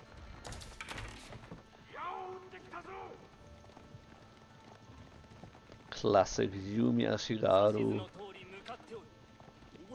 So the budget archer version of the Japanese, but they're super fast, so they can actually have a good use, especially against the Limitanis, because they still do the bonus damage against them.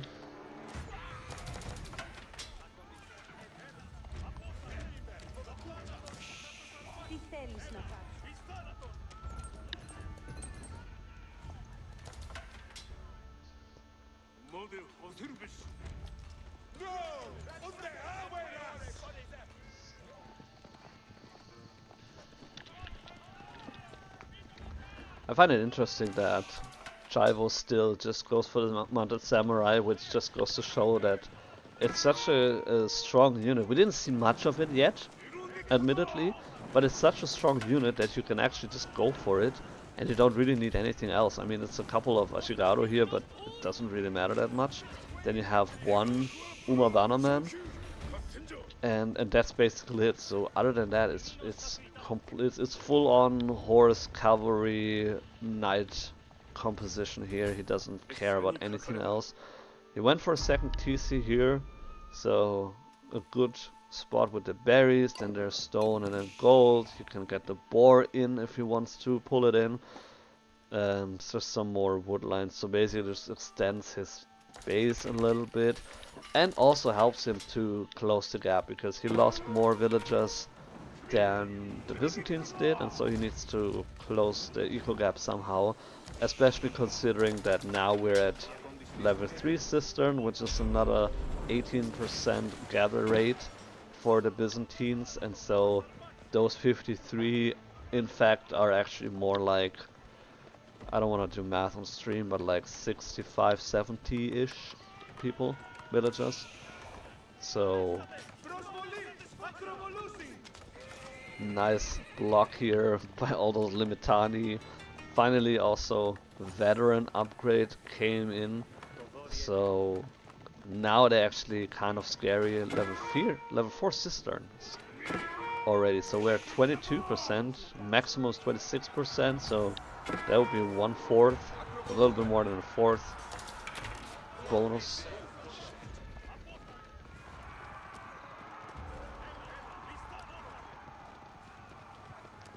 Just this massive amount of Limitani chasing the knight that is Mounted Samurai, so that's pretty funny. He also got one of the sacred sites now here, so it's 2 for Japanese right now and 1 for the Byzantines. He also is going for a second TC. I don't think he scouted the water one, but he just went for it because why not? And yeah, I mean, he will get it up, but that is a very, very expensive TC. And the slow-moving army here, you can see the advantage that cavalry units can provide, because if you look at the cost and you know, stats, the value of it, it's not as so much better than, for example, men-at-arms or samurai in his case. But the mobility is so insane that he can just run circles around his opponent, kill some units here, kill some villagers there, and I mean, granted there was here, but other than that he could just run out and nothing would have happened to him. It's still an opening here, so he will get out eventually. But yeah, the mobility factor is just insane. He can just run around and not able to. I mean, he was chasing him for 2 minutes now, and he didn't even care. Now there's a massive amount of mounted samurais moving in. A big engage here, but the Limitani a little bit, yeah, they are in trouble to find a connection to the mounted samurai here. Yumi Ashigaru firing away on the spearmen on the Limitani. They're not doing a lot of damage, but they're still slowly getting them down. But at the same time, the numbers are so in favor for the Byzantines that there's barely any mounted samurai alive still. It's only 3, and they're, you know, going in the back where they can't escape really. So that was such a deciding fight for the Byzantines. he must be really happy right now. So he got his second TC up. He is producing villagers. He is down villagers because he lost so many from the Japanese raids. So he really needs his second TC. And he needs a little bit of time to make up for it. But in general, that was such a good fight. So he should go, he has one MountainAle, he should go for some more siege units, possibly. Move out, take the sacred site, and then move in and try to deny whatever he can here with the resources. I mean, this is a vulnerable spot. If he moves in here, there's a lot of villagers he could potentially kill, even though his army is slow. So it will be difficult for him to actually kill a lot here. But he should definitely use the advantage he gained right now. Another Chiro Siphon coming up, so he will try to burn everything down here.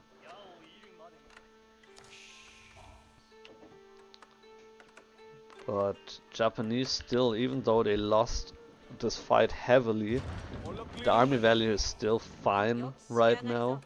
They still have a couple of mounted samurai, and so, and he still has the eco bonus, the eco advantage.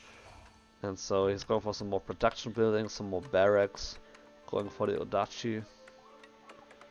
So that will be very beneficial in dealing with the Limitani. So he's probably switching his composition to a mix between mounted samurai and just regular samurai. Because yeah, they're just insanely strong as well. They're slower obviously than the mounted samurai, but they're insanely strong as well.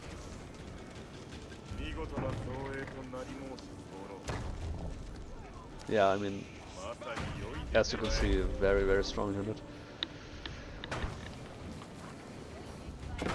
So he's trying to get in here, but he will not be successful against the walls here, the stone walls, so he cannot breach through that and has to retreat. So nice reaction here by Darth to just go for some stone walls here. I mean, why not? And now Javo does need to react to this. We have a couple of Gyro-Siphons. I think he didn't need to go for as many. I mean, it's a lot of resources he's putting into that. I'd much rather see him produce any units, because besides the Varangian guards, which he has 15 in queue right now, he doesn't have anything. And he also has 3 barracks, so it's 5 Varangian guards in queue per barrack. So I don't think he needs as many of those Gyro-Siphons, but it might be worth it. I don't know. I mean, they're shredded through the buildings, so maybe it's worth it. But he needs to defend them. He doesn't really react to that. So I would cancel this one and then just focus on the fight here, because this is a very important fight. If he wins this fight, he wins the game. That's basically it.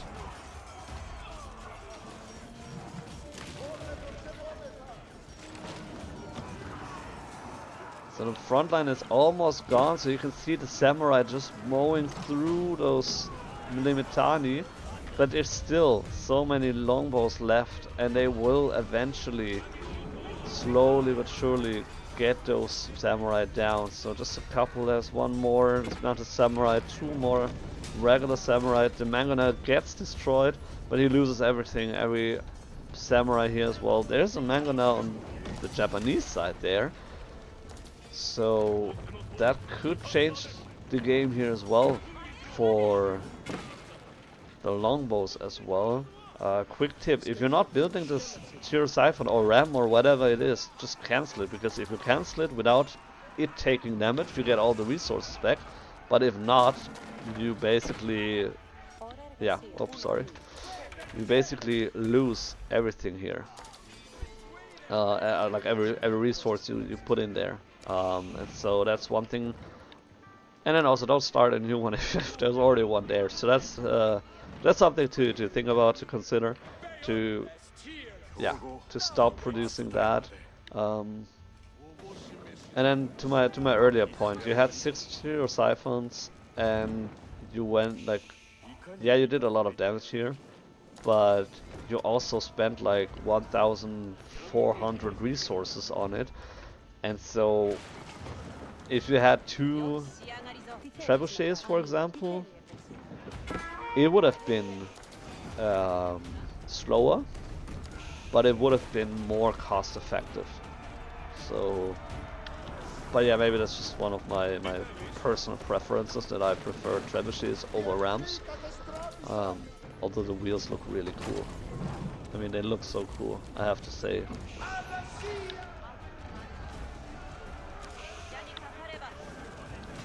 But yeah, so Japanese tribal is really struggling with putting up a response to this aggression here. He has a couple of mangonels here. He has a couple of samurais. He has a couple of mountain samurai in queue, but that's not a lot. That's definitely not a lot of units.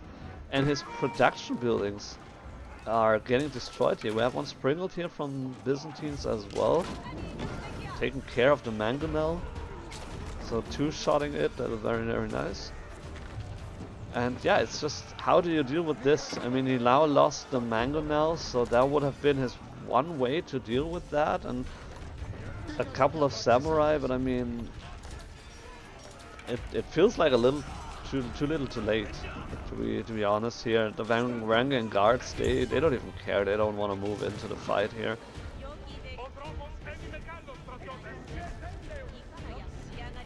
And so yeah, Chavo really struggling here. He's trying to remass his production buildings to be able to spend his resources, but he doesn't have a ton of resources either, so tough position for him to be in. I would not want to be in one of those fields here when they burn. A lot of villagers here on the run, and you can see the damage they get. It's crazy. It's so crazy.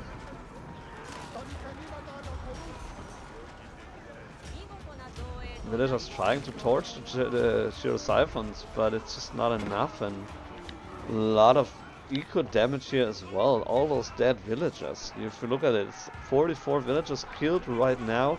So both players on 2 TCs, but Byzantines just slightly beneath right now. And in the meantime, he was able to go for the 3rd sacred site. So he has all the sacred sites right now, going for a very, very aggressive keep here in the Japanese base. Nicely done here, destroying the monastery, or the, you know, whatever it's called for Japanese.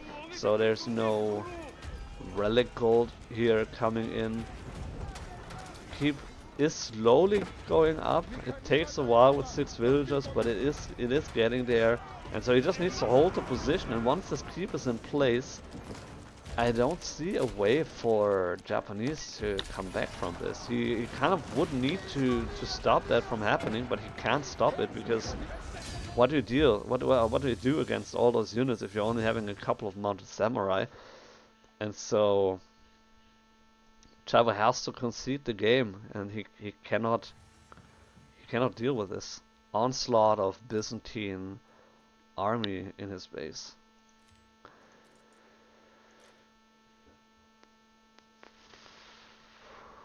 Yeah, you can see, so there was the castle age, good timing, 8 minutes, but yeah, he couldn't really, he only got 2 relics out of it, so it wasn't really worth it. And then the mounted samurai did a lot of eco damage, but then again they also died very quickly in couple situations, and so he didn't use them to their full potential. And so at some point, if you look at the villagers, you can just tell Byzantines was ahead most of the time. That was the point where the samurai moved in. But then with the 2 TCs, Byzantines was able to close the gap almost completely, and the army value is just completely overwhelming at this point. So yeah, Japanese never recovered from those 2 bad fights basically. It was nothing more than just 2 bad fights, and that was it. That was all it took. So yeah, 2 to 3 relics. Yeah.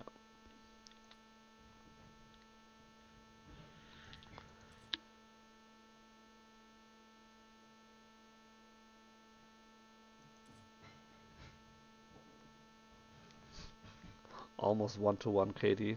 So very, very funny to see that. But yeah, nicely done.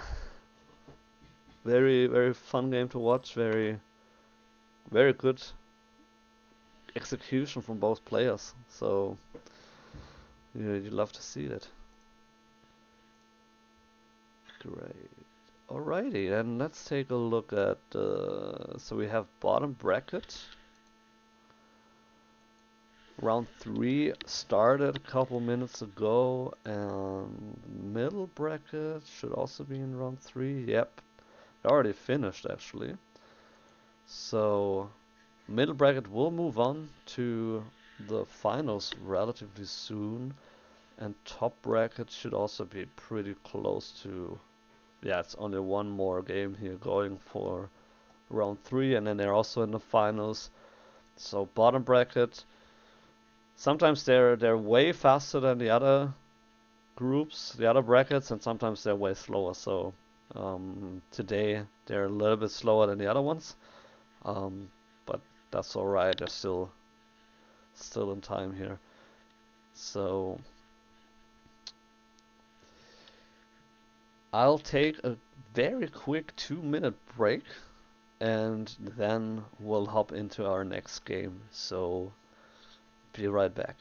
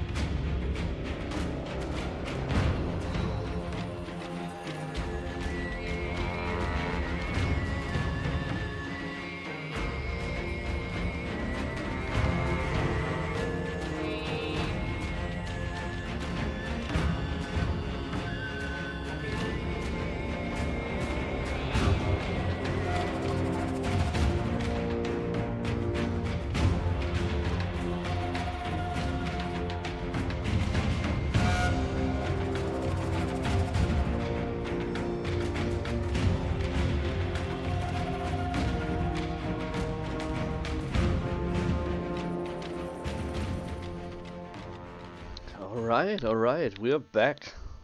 Or I'm back, rather.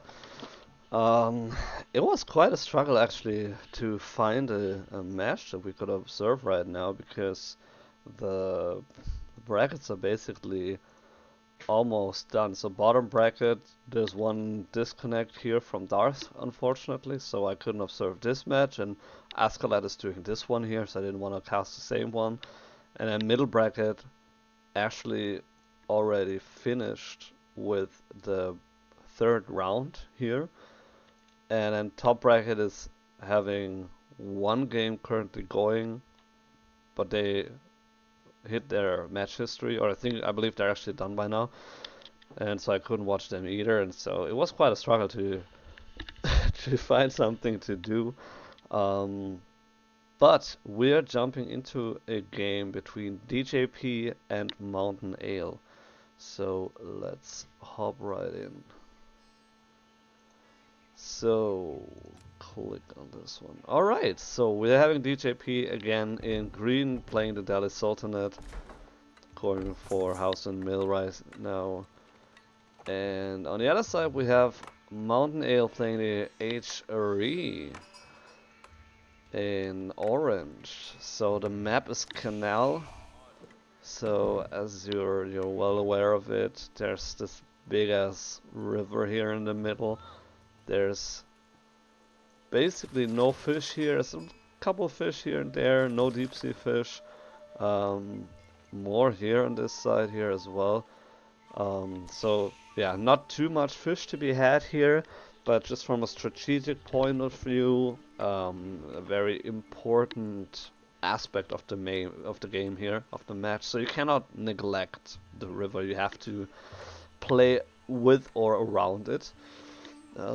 So actually already going for a dock here, which is a good spot with all the fish here, and we'll see if Delhi does the same. If Delhi is going on water, he'll have the benefit of his fishing boats actually being able to shoot at the opponent.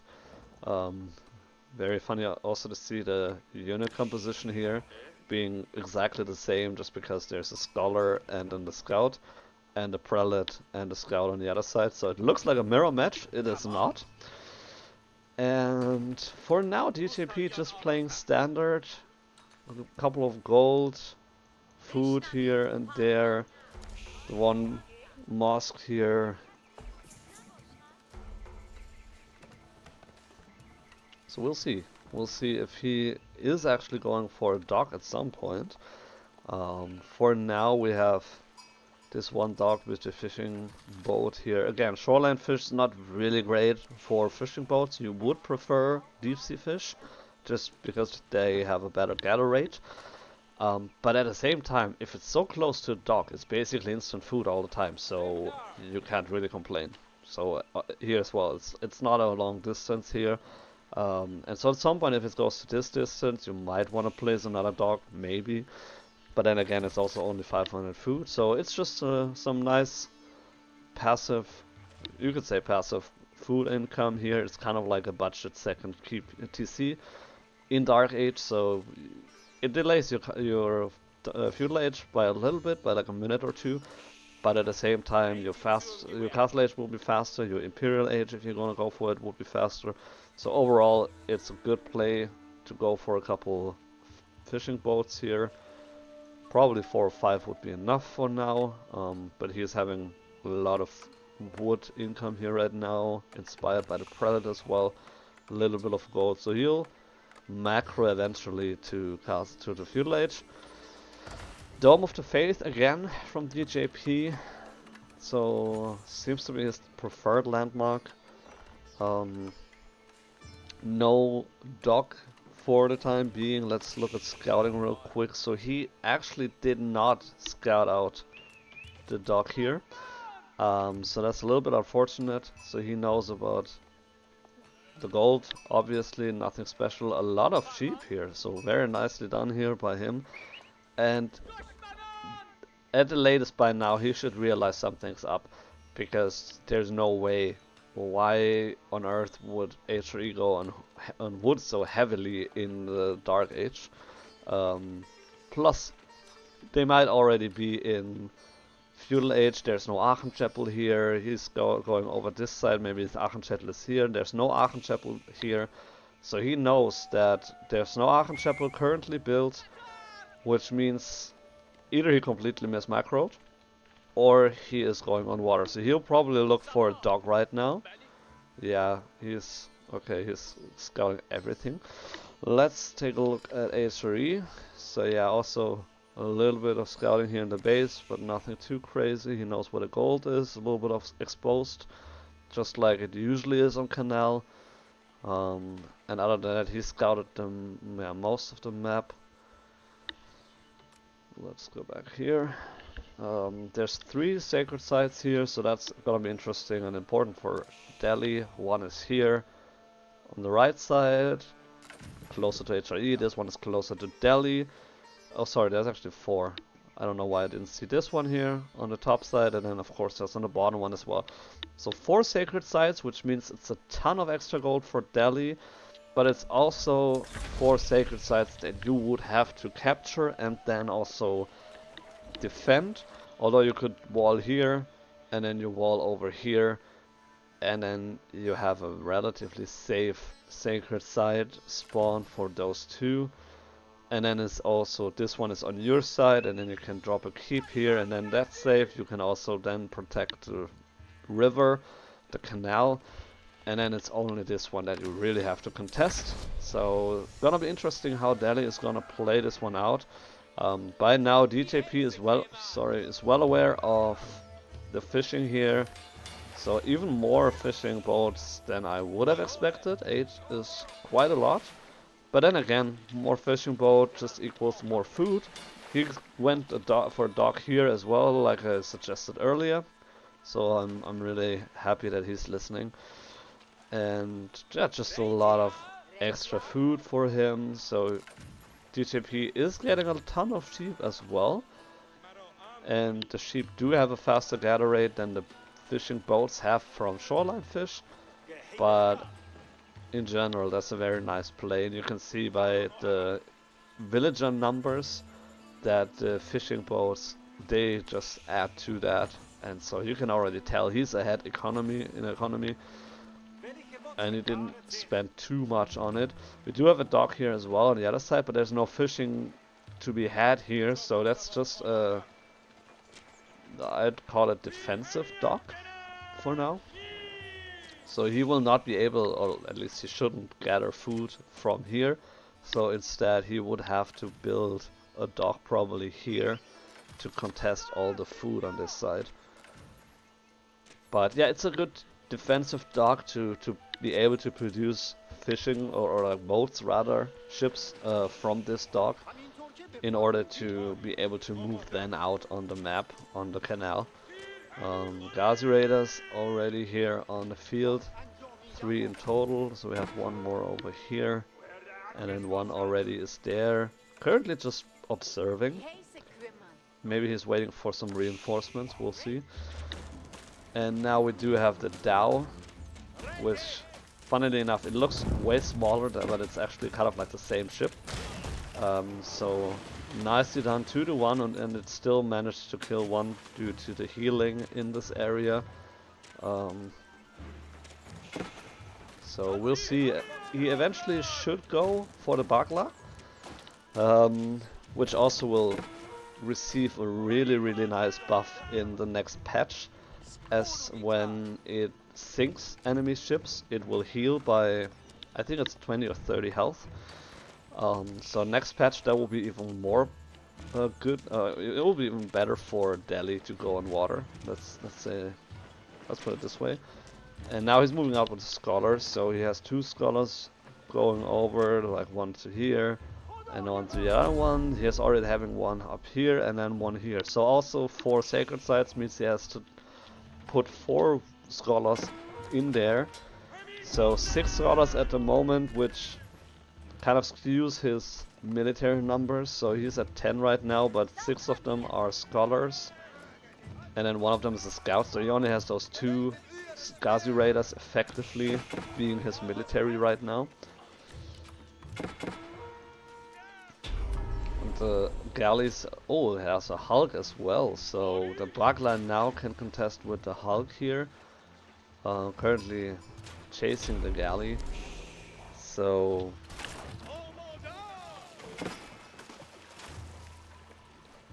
Delhi trying to take back the water on this side.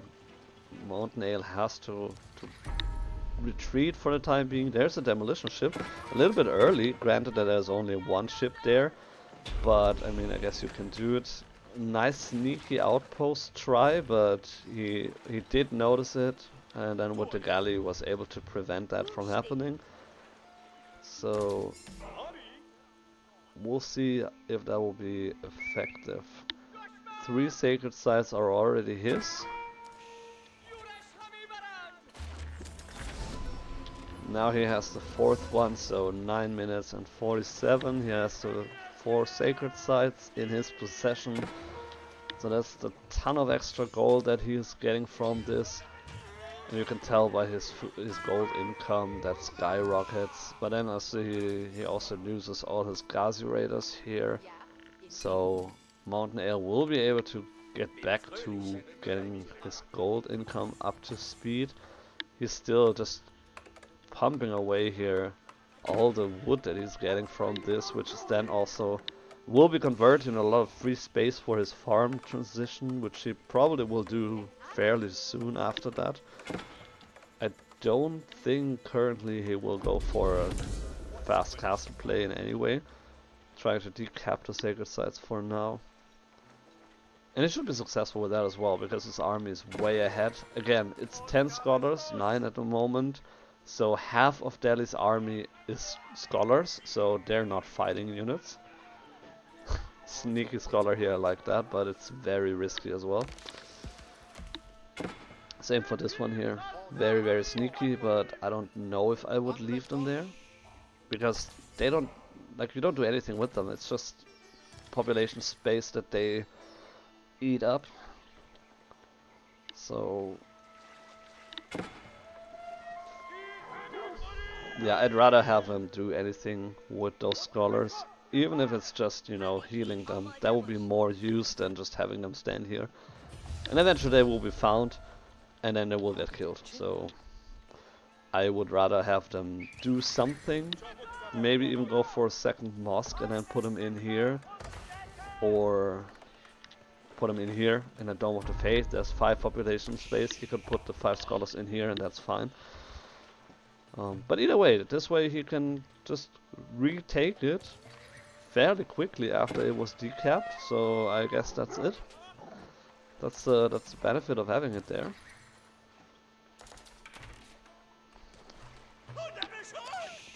One thing to notice about this map as well is that the starting space is fairly small, and so you have to move out on the map, as you can see, with the berries here and then with the deer here as well. And so it's gonna be interesting to see how he works with, or how both players actually work with the limited space they are given. Because it's not a lot of space to be had. It's difficult to, you have to move out basically. Like a TC maybe here would be nice. The same for Delhi. He could go for a TC. I believe it would fit here. So that would be nice. If you would want to go for a second TC, that is. Which usually you don't want to do as Delhi, but you never know. You never know what those players are cooking.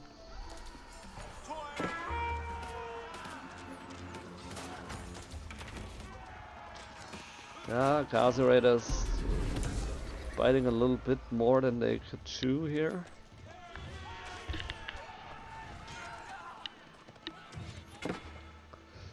Fishing boats still heavily on food here, so very nicely done. But then again, MountainAle needs to be mindful that once this is depleted, there's one more here, and then that's all. Well, I mean, there's one more here, okay. But that's basically all the food, all the fish that he can have, and then those fishing boats are meaningless. And so he needs to think about a farm transition rather soon, because as soon as this is done, there's nothing for him food-wise.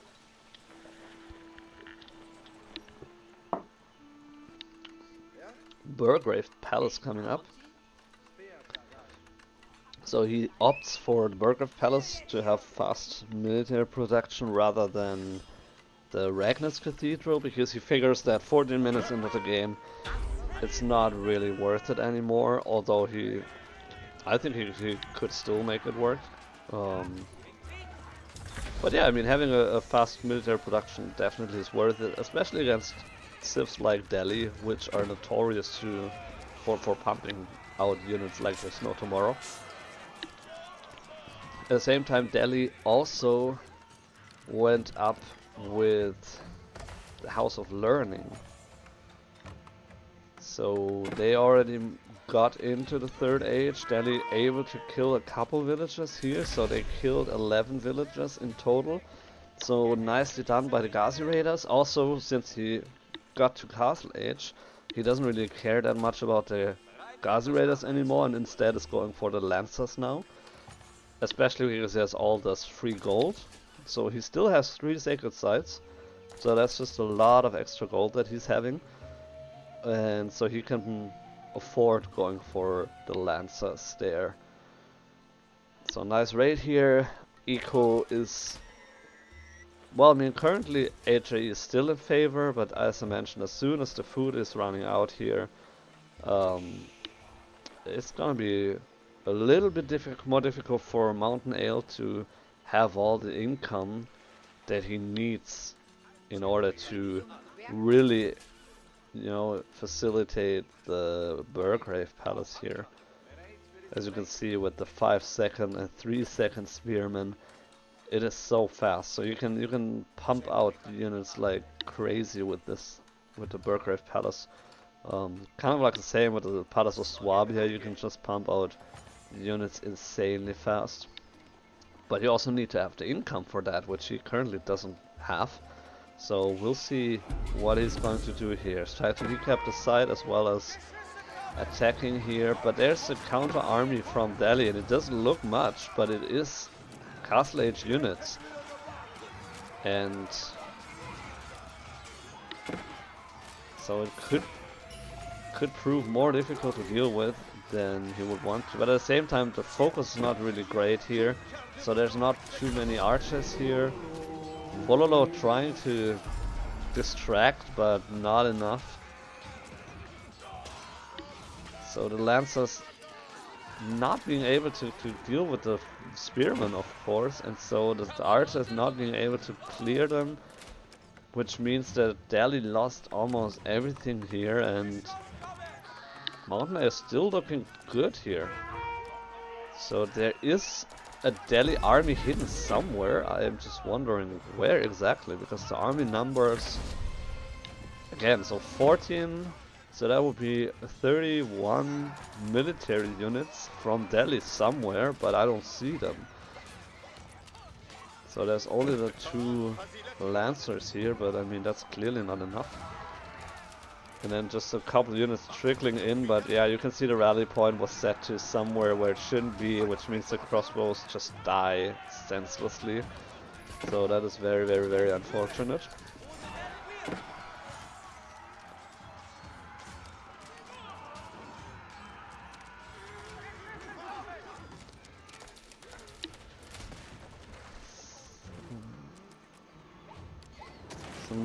Nice timing push by MountainAle. He got the upgrades and then he just moved in and got a lot of kills here and a lot of damage done. So good engage from him.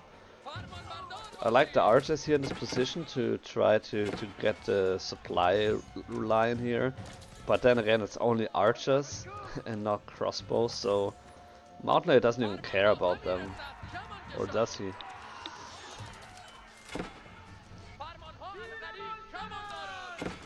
So yeah, if they would have been crossbows, that would have been interesting, but it's just archers, so that's not really anything that HRE is concerned about.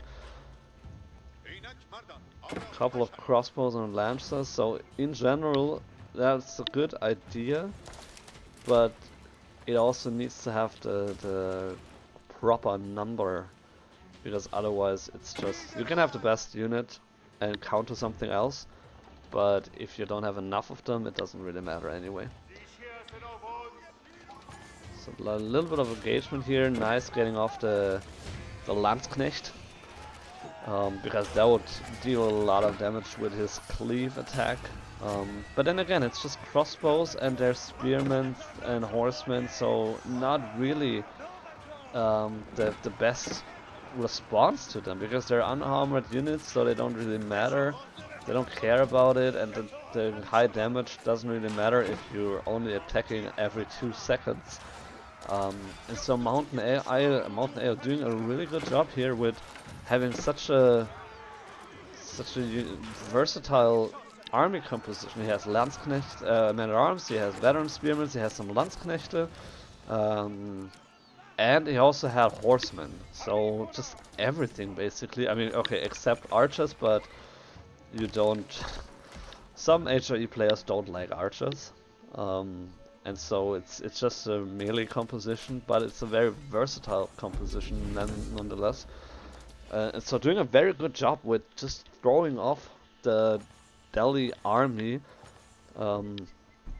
with these kinds of units, because currently, I mean, there's crossbows, and then there were lancers, and now it's men-at-arms. So not really a versatile army here. It's just 2 different units for the Delhi. And HRE has like 4 different units, or 3 at the moment. Keep getting dropped here to protect the farm transition here from Delhi. So again, Delhi also struggling with the space here. You can see they could put like two different sets of farms in here, or a couple more houses if they wanted to, but maybe they also want to have more space for their 4th landmark. So just struggle with the space here overall. So the keep is a good position here for him. Since he went for the House of Learning, he will not be able to produce villagers from the keep. So that's important to notice. But yeah, other than that, it's a good place for him to protect this farm transition of his. Some long distance wood chopping here. Villagers getting their steps in for the day. Very nice to see that. It's always important to exercise and keep healthy, right?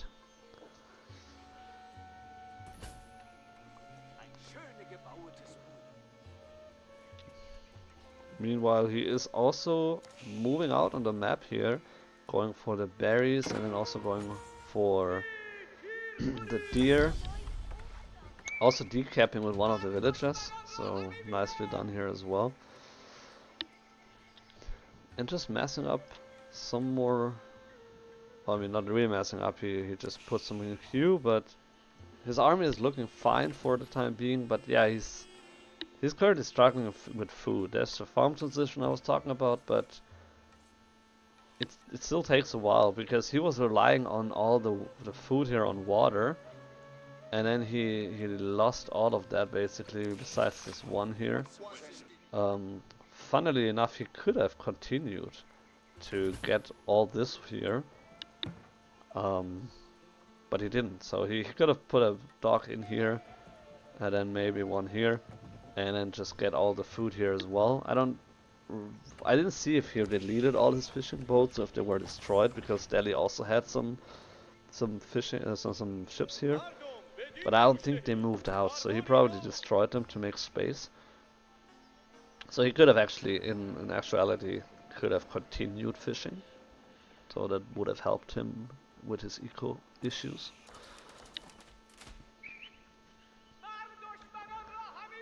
Nice walls here by Delhi, just, you know, protecting his base. Also nice that he builds it with his army, so Delhi can also build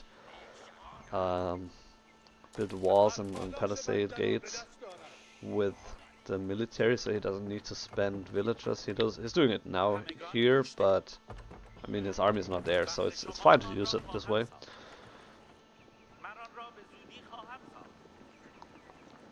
Meanwhile, HRE is on the move here. Look at those fancy men-at-arms. They look so gorgeous. I just gotta admit that they look cool. I mean, I hate to play against them, but they look cool.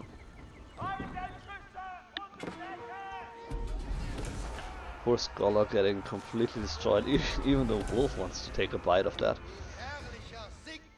So Delhi did lose 2 sacred sites already. The third one, it's still his, or again his. So he was able to retake that. So he's down to 2 sacred sites at the time being.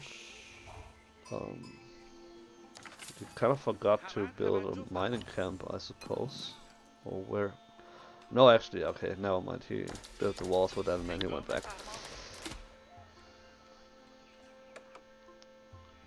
So it kind of looks like a stalemate right now. I mean, the eco is pretty dead even, the army is dead even, the value is dead even. So Delhi was able to kill more of MountainAle, but then again, MountainAle also was able to prevent the sacred sites.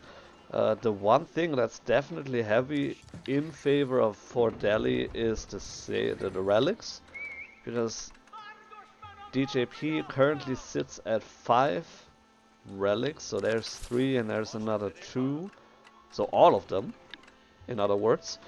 And MountainAle was not able to get a single relic, which is painful for HRE. You can tell. I mean, his gold income currently is down to 0. He has a little bit of gold left here, but he also struggles with gold, with wood. So he needs to go for some wood here. How many does he have? He has like 19 on wood right now. It doesn't feel like it, to be honest, and 29 on food. So nothing on gold. Curiously enough, now he's going back to gold. Okay. So he's taking the forward gold right now and leaves, well, I mean, this is almost gone anyway. He leaves this one for now, as well as the big one over here. So nicely done to take the gold here, because that technically would be one of Delhi's golds. So he's basically like, well, you took my relics, I take your gold. Is that cool?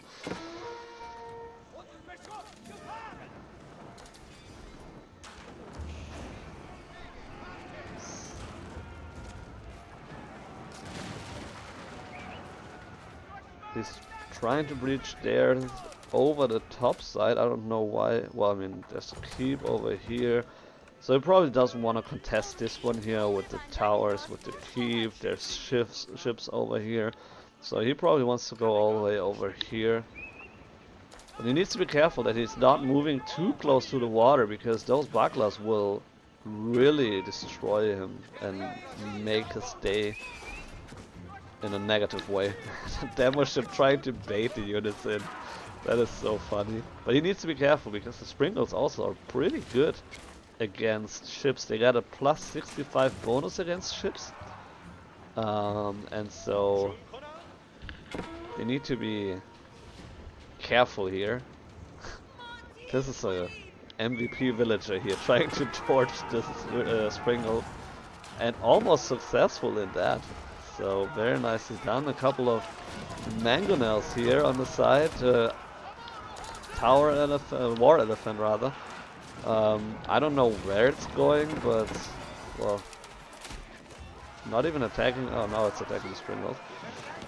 A lot of crossbows here on the Delhi side, but not really enough damage apparently to clean up successfully and effectively the men-at-arms. At the same time, MountainAle did lose a lot of men-at-arms here trying to destroy the ships, and then he's in the back line here, all the crossbows just happily firing away.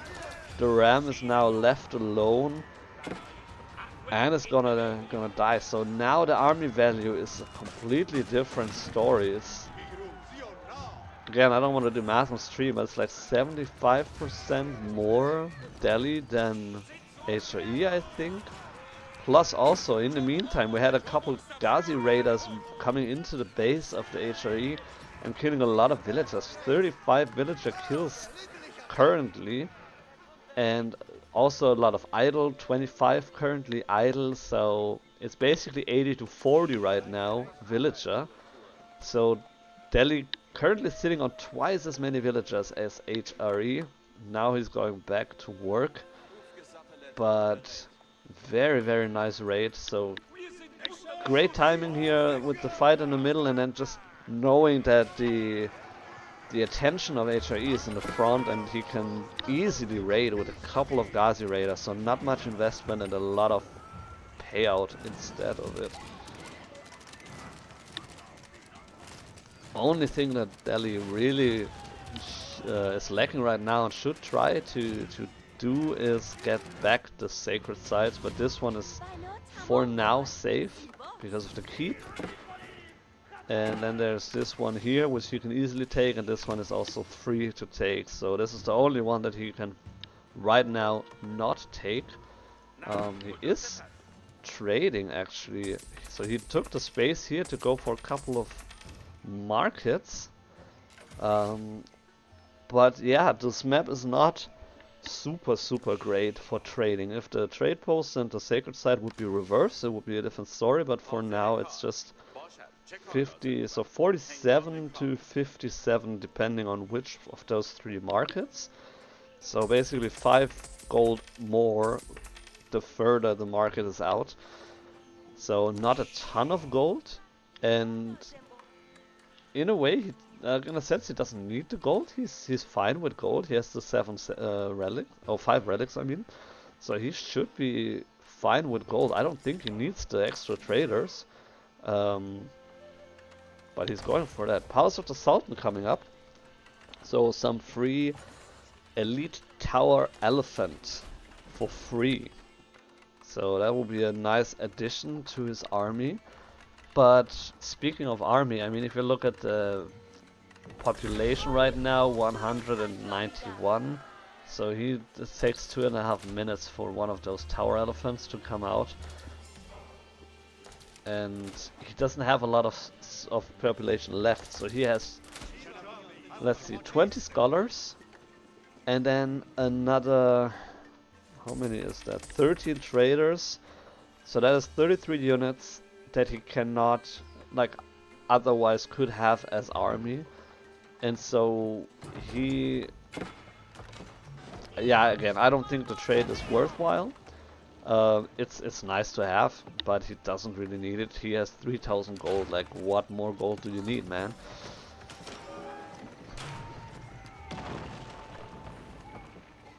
And also, in his situation, I actually would have preferred the, I believe it's called Hizar Academy. You know, the one landmark that gives you free food. I think that would have been better because, yeah, he's pop capped anyway, so he will not get those tower elephants anyway.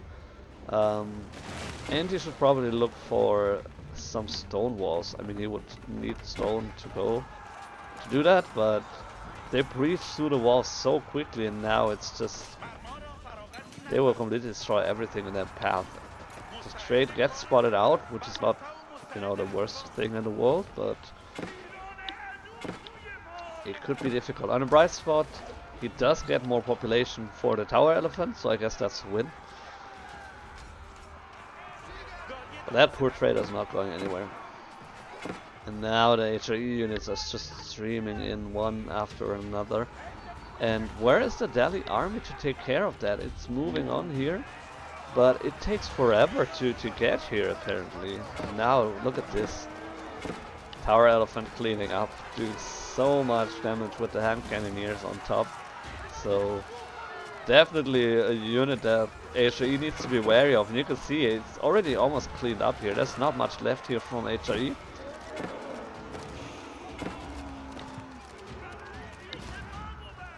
So there was a lot of eco damage here for Delhi, and a lot of dead villagers. So 48 right now. So a very good engagement for HRE, but at the same time it was also quite expensive, and it will not take, well, I mean, it will still take a couple of minutes, but eventually Delhi will get the Imperial upgrades, and they will all get all of them for free. And once they get them, they'll basically be unstoppable. I don't think that HIE for now has the means to deal with that. So HIE did get a lot of gold, um, and is heavy on gold right now. But other than that, the food income is it's okay, but it's not massive. Wood income is basically zero at this point. It doesn't really. It's not even enough to sprinkle in production buildings here and there. And so HIE needs to find a way to go to Imperial Age quickly if they can, because yeah, Imperial Age war elephants and stuff, with all the upgrades, armor upgrades and everything, you don't want to deal with that. I mean, in fact, you can't deal with that. And yeah, MountainAle is on the same page here and taps out.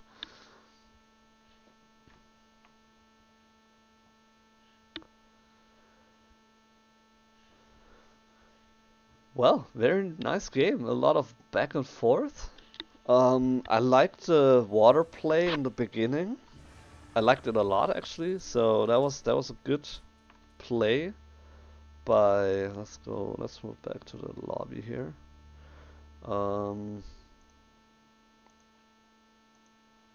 Yeah, that was a nice play from him. But then in the late Castle Age, yeah, it kind of like went down the drain for him, so that was unfortunate. Welcome, Flurry. Good to have you here. So, let's see. What do we have still left? So I believe that the finals have started for most of the brackets. So yeah, DJP already took the first win with the Mongols. I missed that one.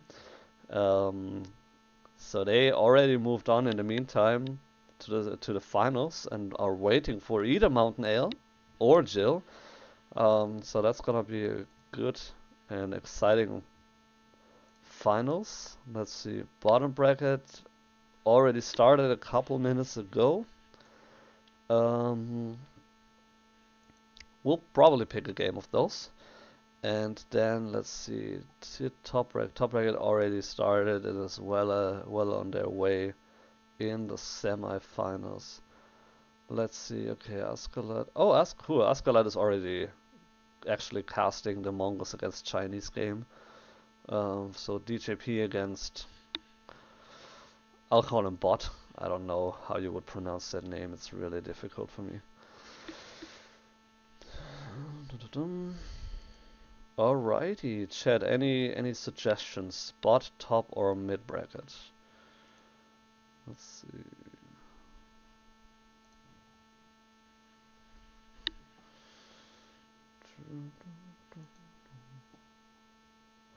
So I haven't casted Uncle Iroh so far. Let's see if the. Oh, I can't see the chat. That's why. Okay. Let's see. I think they're probably still chatting about what to. Okay. It'll take them a while, I suppose. Then I don't think that I cast a top bracket so far. Let's see if I can catch one of those.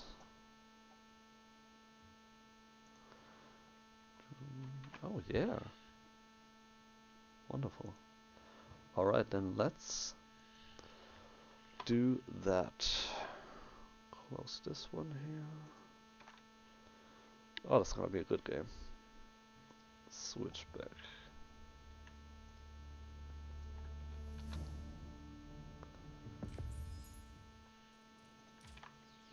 Alright, so we are having Synthexor in the light blue playing the Malians on the left side of the screen of the map, and on the right side we have Real Tiger playing the Rus in green.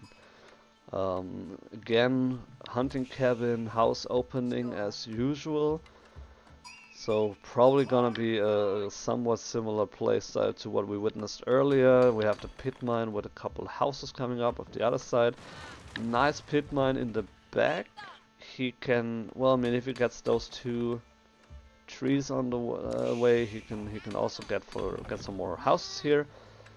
But for now it'll be fine. He has a couple of houses. It's way in the back. He can easily wall it off. So very nice and very safe pit mine. So he'll be loving life in a couple minutes.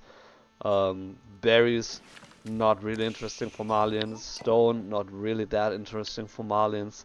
In fact, since the change with the TC, he doesn't even need stone anymore. For if you would go for a second TC, which you don't really do a lot with Malians, and so stone really not that interesting for him until he reaches Castle Age.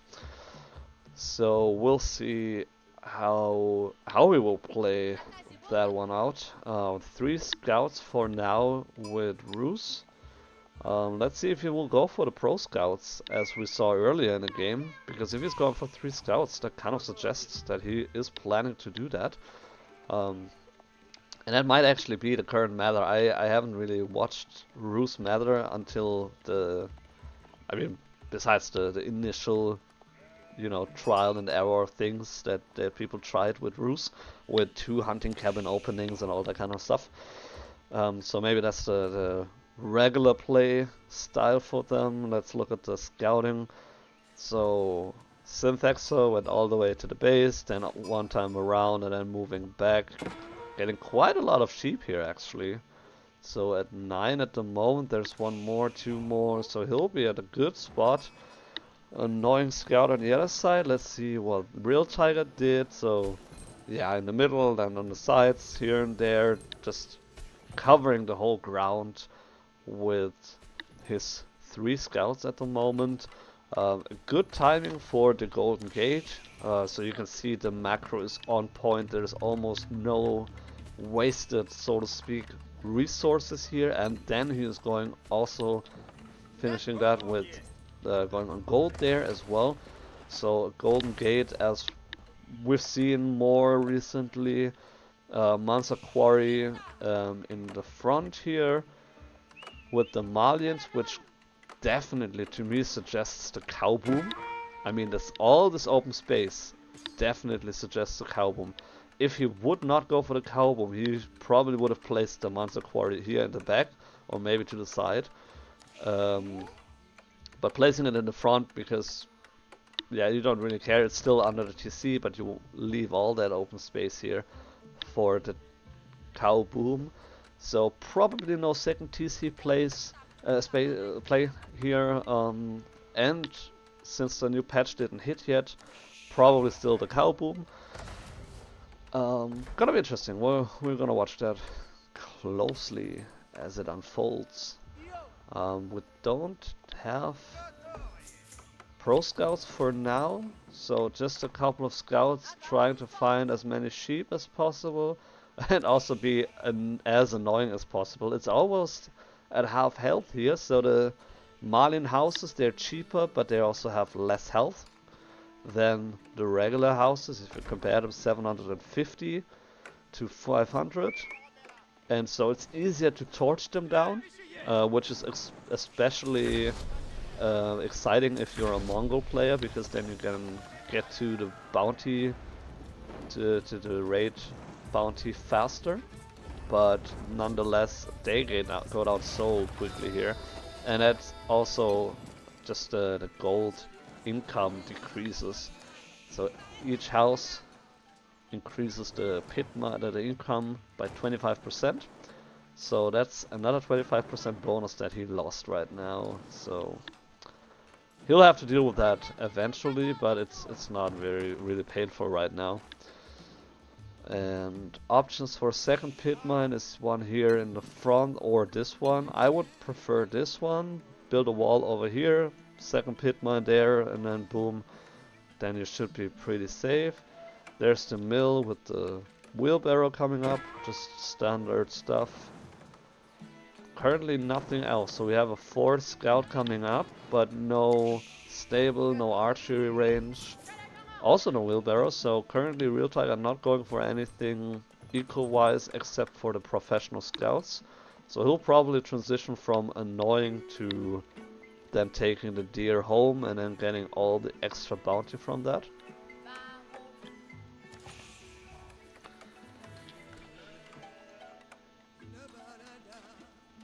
Let's see.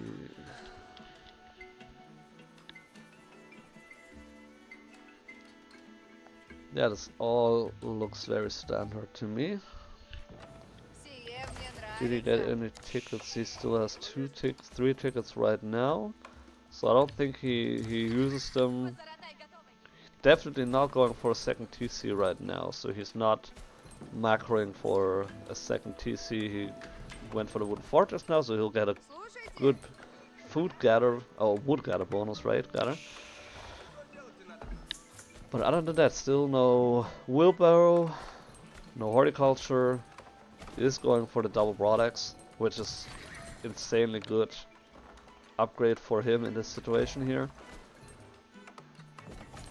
And there's the pro scouts already coming in. So it's also nice that you don't have to supervise the scouts as much as you used to. So they just come in with all the deer carcass, bring it to the town center, and then just move back to the next one. So very easy. He went for a pit mine here. That is some very interesting stuff. But at the same time, I guess it is not, you know, as obvious. So it might be sneakier to do it this way.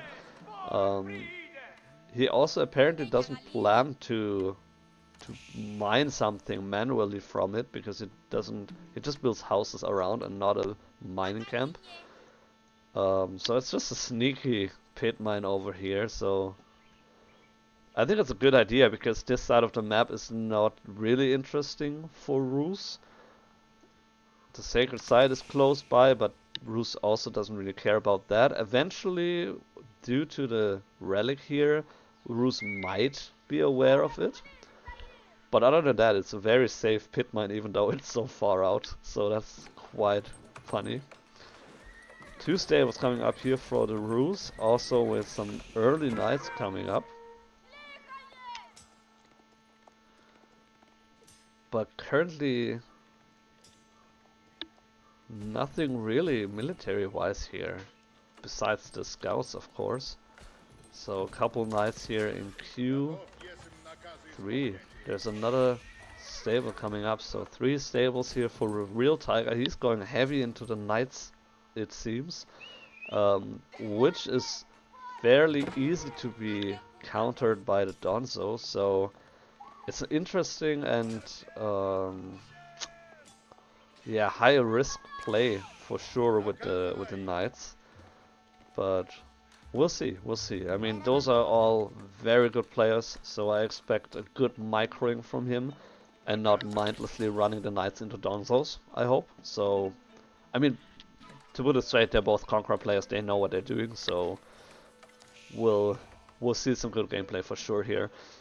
Scout getting away from the knight, and now he's circling around the base here, again to the pit mine, and yeah, he's trying to get as much gold from here as possible. The 2 Donzos for now will be enough to save him, to secure the base. And as you can see by high level players, I mean in bottom and mid bracket they already would have walled everything here and would have spent so many resources on it.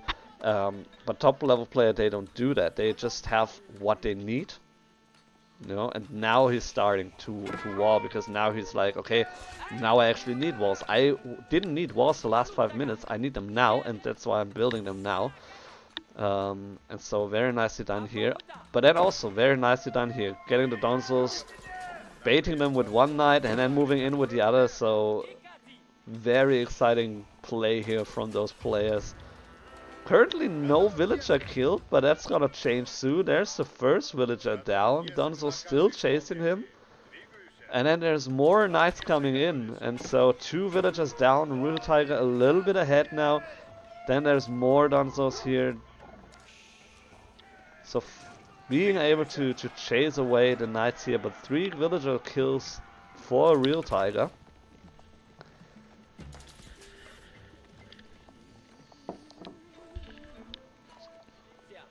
But yeah, again, so undetected pit mine here. This all would have been burned by now if Real Tiger would have scouted it. But funnily enough, it could actually be something that Synthexor expected, because that also would have given him a lot of time. Because Roos wouldn't be in his base in the whole time. And so it could have been something like, well, if it happens, I still gain something out of it.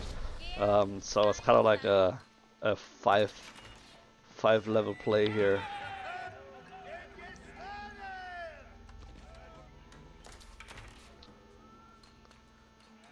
So as expected, the Grand Fulani Corral here. The cow boom already in place. We have all the cattle here. 2020. Very, very nice. So incredibly nicely done here with a minimum of units going for a relatively fast castle, and now he's going out with the sofa and with the Donzos and contesting against the early knights, which he's still got the feudal age sofas, of course, so he still needs to have the upgrade coming in. But once he has it in a couple of seconds, then he can, oh, you can see they look so much better now. Now he could actually, if he would want to, move out and try to contest that. So the archers counter the Donzos counter the knights counter, well, nothing here really. So the army numbers definitely in favor for Real Tiger, but in general, Malian's not in a bad position. He needs to be careful to not get caught out. But yeah, in general, Donzos very, very strong units. So 2 mosques coming up here with a imam each. So he's trying to get the relics here, which gives him some more gold. Why not? And he's going for another sneaky pit mine. I love this play. This is so high level play. You would have expected these 2 pit mines, and you can see that he expected that as well. He's circling around all the time. He probably was like, well, there's one, and there's one, and there's one. That's jackpot. I can just stay here and completely destroy the Malians. But it didn't work because Synthexor didn't play like Real Tiger expected him to. So I really, really like this play. This is so great. Imam in trouble here, a lot of units here, and he now realized that there's the 2 pit mines, but we'll see if he actually is able to contest that, because slowly but surely Malians are getting up to speed here with the units, and veteran Donzos against early knights is a bad time for the knights, that's for sure. But then we do also have the archers, so yeah, a little bit of, I don't want to say miss macro, but Donzos going for the scout here instead of the knights. I think that's on display. And the Donzos, even though there's a stronger units, there's just too few units, and so they get cleaned up here by the archer numbers. So Donzo numbers in theory are in favor for Synthexor, so it just needs to pull them together and then he can move out here. Because so, if he plays like this, he will slowly lose them. So more upgrades coming in as well. So upgrade wise, he's looking good, Malians are looking good. And on the other side, Real Tiger also got some of the upgrades as well, so he's more going for the ranged armor and damage. Excuse me, ranged damage, and then also the melee damage. So yeah, now he's super fastly, torching down the pit mine here, and now the houses are next. But then again, it's Malians could in theory, so this one's here depleted, but he's still working a little bit, so he can just wall it off, and then he still has this gold here to work with, and then at some point he can go to this one. He could switch this one to stone actually, and then go for some stone walls. I think that could be a smart play.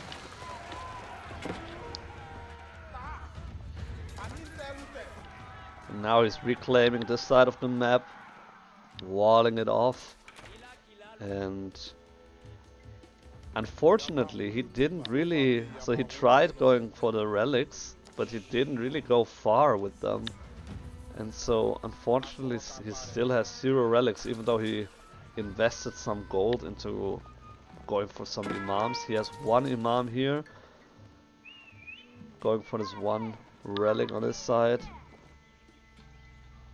More units over here.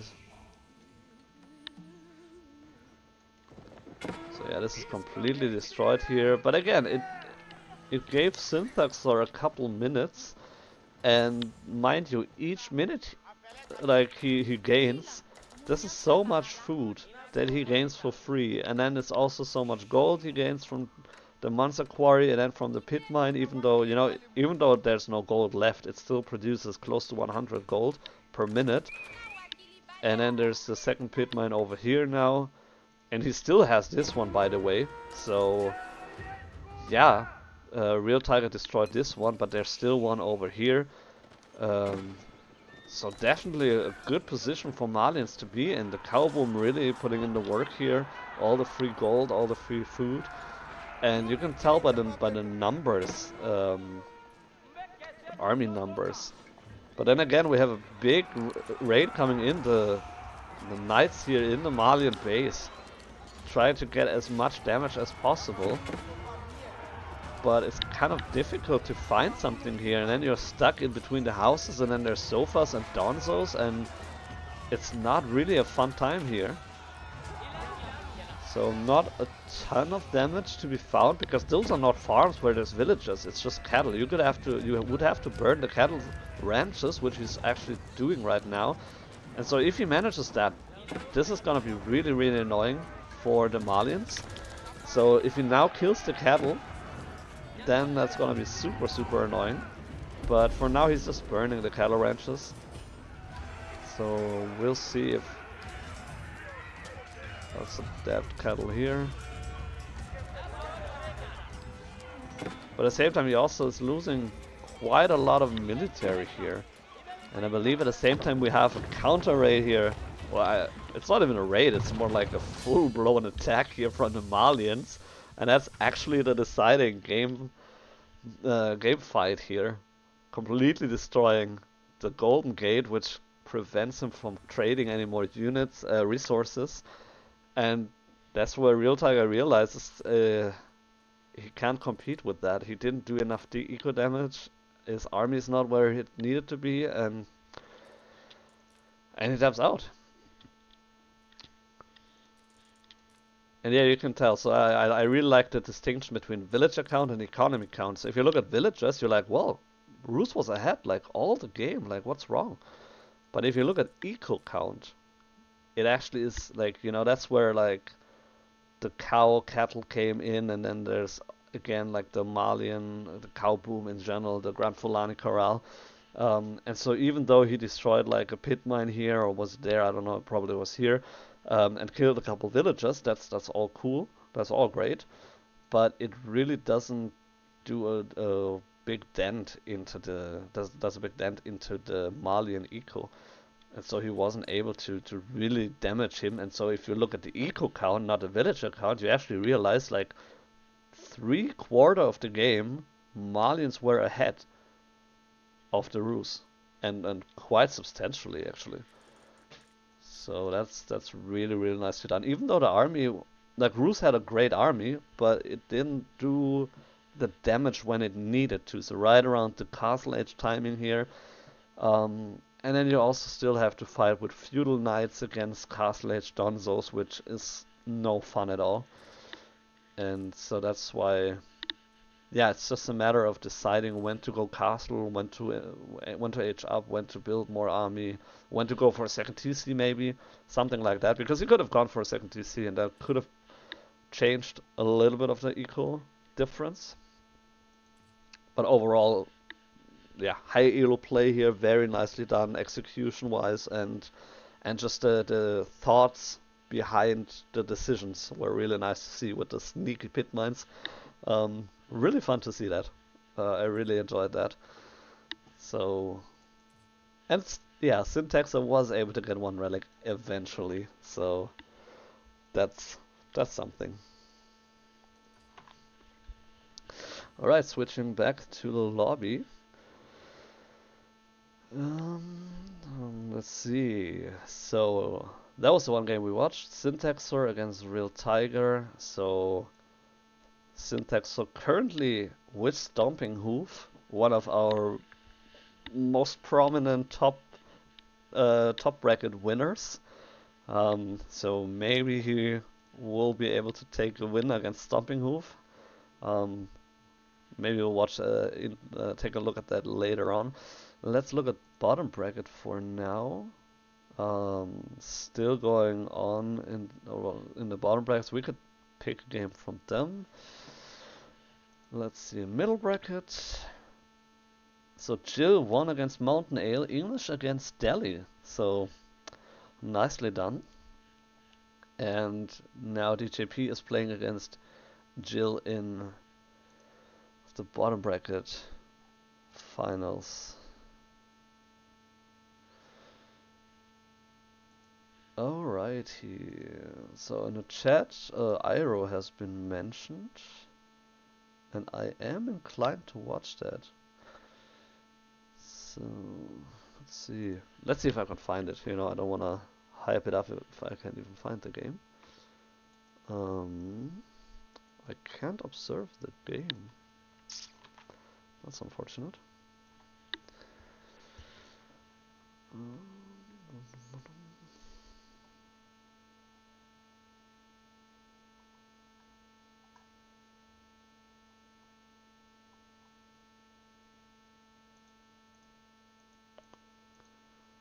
Let's see if I can.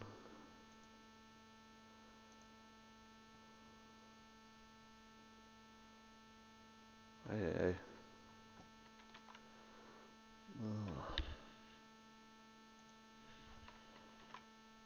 Okay, I could watch that game, but I don't even know if I wanna. Okay, what do you guys think about a Byzantine mirror game? Is that something that you're interested in, or should I look for something else?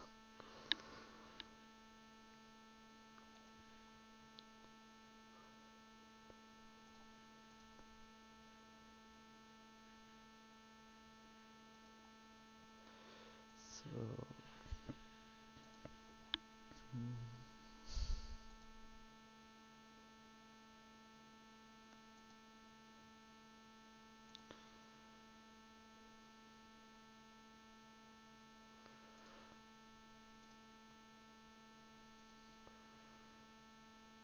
alright, so Askeladd is casting GJP against Jill. So he casting middle bracket. Um, Bottom bracket is not in the finals right now. So T-Mark against Chivo was mentioned. So I could. Let's see. Okay. So try that. You don't think it's worth watching, or?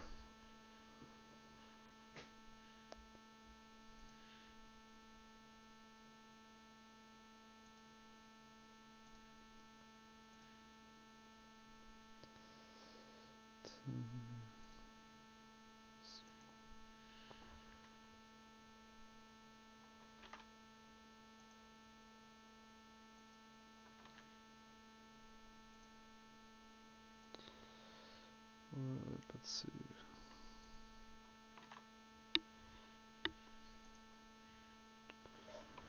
Could potentially.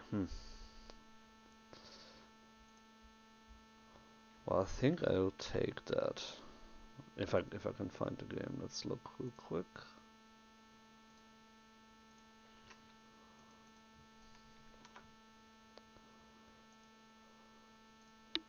Oops. I can't observe the game. Why do people not make it observable, or is it just did it just end?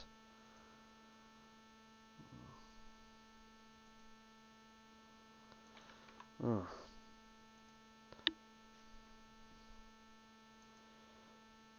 Because he is still in game, but it doesn't look like I can observe the game. Let's see if I can find it in the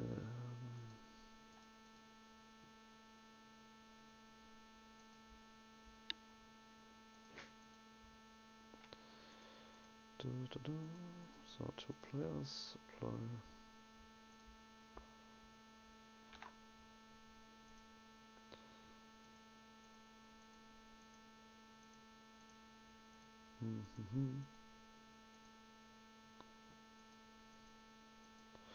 Doesn't look like I can watch it.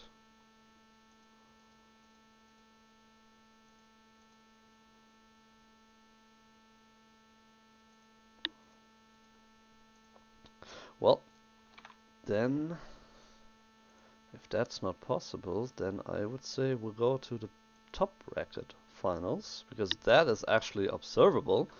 StompingHoof against Synthexor. Let's go switch the scene. Alrighty, so we got StompingHoof in the purple playing the Byzantines, the only color that you should play Byzantines in.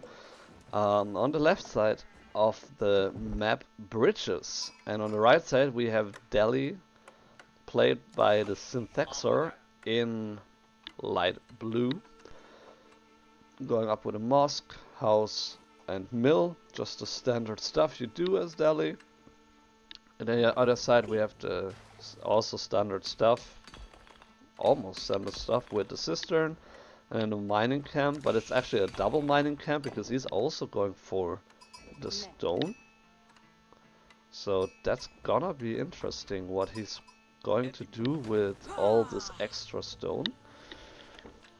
Because normally you don't really need it as Byzantines as early, because as you can see, you get a little bit of stone each time you construct a building, and so he is getting, in theory, all the stone he needs for the cisterns by, you can see here, +8, you know, so the cisterns, they cost 100 stone, but he already is at more than 100 because of building,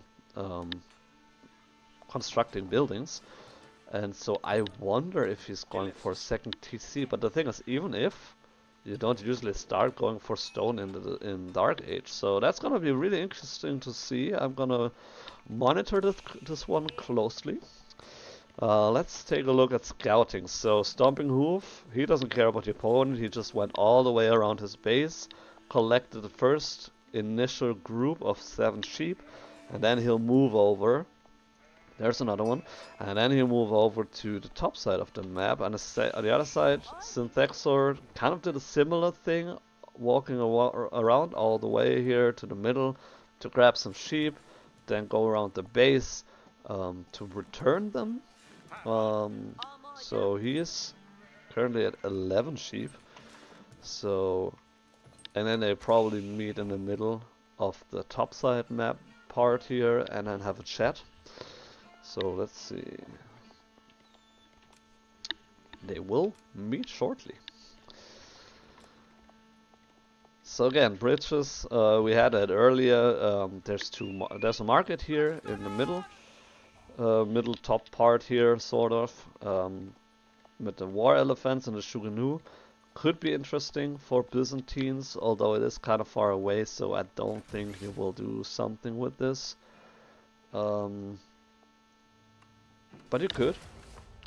Grand Winery coming up here, standard landmark, very nice spot here for the berries in the backside of his base. already connecting the two cisterns. So he went for a second cistern earlier than you would usually expect it. But, well, I mean, do whatever is successful, I guess. And on the other side, we do have the Tower of Victory. First time today. Tower of Victory coming up. So, usually, the last couple of games, we saw the Dome of the Faith. Now we have Tower of Victory. So, going back a little bit more to probably feudal aggression. Although the Tower of Victory is great in all ages, so even in Imperial Age, it's still 20% bonus attack speed, so great either way. But yeah, a little bit more indicative of a Feudal Age push, potentially. StompingHoof already building the walls over here. So a little bit defensive, at least in this position. But it also makes sense. I mean, in the last game I talked about how top level players usually don't wall as early as lower level players. But I feel like a small wall like this is justified because it's not a huge investment, but it just protects this angle of attack. And so you know, they only can walk in here. Then there's the TC, keeping everything nice and safe. Then there's the gold, which is exposed, stone is exposed. But the angle of attack is clear. You don't open up this one unknown variable in the attack angle options of the opponent. So that's something nice. Going up with a stable here, Ghazi Raiders already in queue, which is interesting because it doesn't help the Ghazi Raiders. So the Tower of Victory doesn't really work with the Ghazi Raiders. They don't get the bonus from it. Only the Spearmen and the Archers. But still, I mean, of course, Ghazi Raiders are great units, so you can do both as you would usually do. Outpost here to protect the berries. So no outpost here to protect the gold. So he's more concerned about the berries than the gold right now. So we'll see how that works out. He did take a little bit of time here from the Ghazi Raiders by distracting it, so that's nice. And he also knows exactly that this is coming, so which gave him enough time to pull off of gold. Didn't lose any villager. He already can get the arrow slits because he has all the stone. And so for the time being, he's actually fairly safe from a raid here. Let's see if he can react in time here. Yeah, Ghazi Raider not doing so much damage, so it doesn't really... It's not like a knight that can two-shot villagers, and so it's annoying to deal with, and especially if it's greater numbers. But then again, the Byzantines have access to the Limitani, which are pretty strong infantry spearmen units. So also slightly cheaper than regular spearmen, just 10 wood instead of 20. So yeah, as I was mentioning, so they have increased health, so a little bit more health than the usual spearmen, and so they're just annoying to deal with. So they will be an issue for the Ghazi Raiders, which is the reason why Delhi probably should move into archers relatively soon. Currently has one scholar in here to increase the production speed, so only 13 seconds, but you also need the resource income to effectively use this.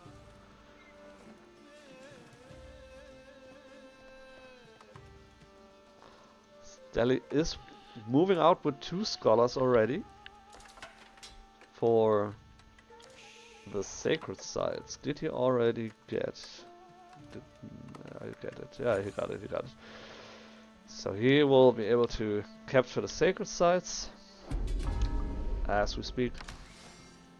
So a very good timing, very solid.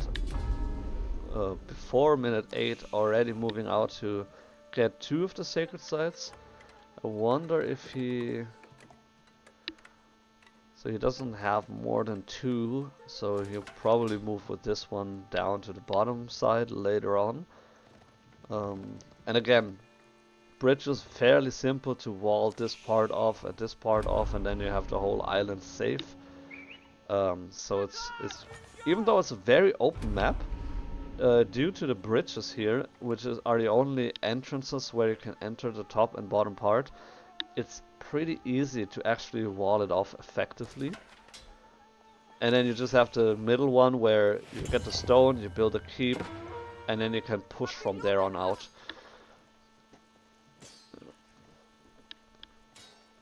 So yeah, there's a scholar moving down here, taking the other sacred site, so you should have it shortly. And so if the game goes 20 minutes and he isn't contested with the sacred sites, he'll win the game.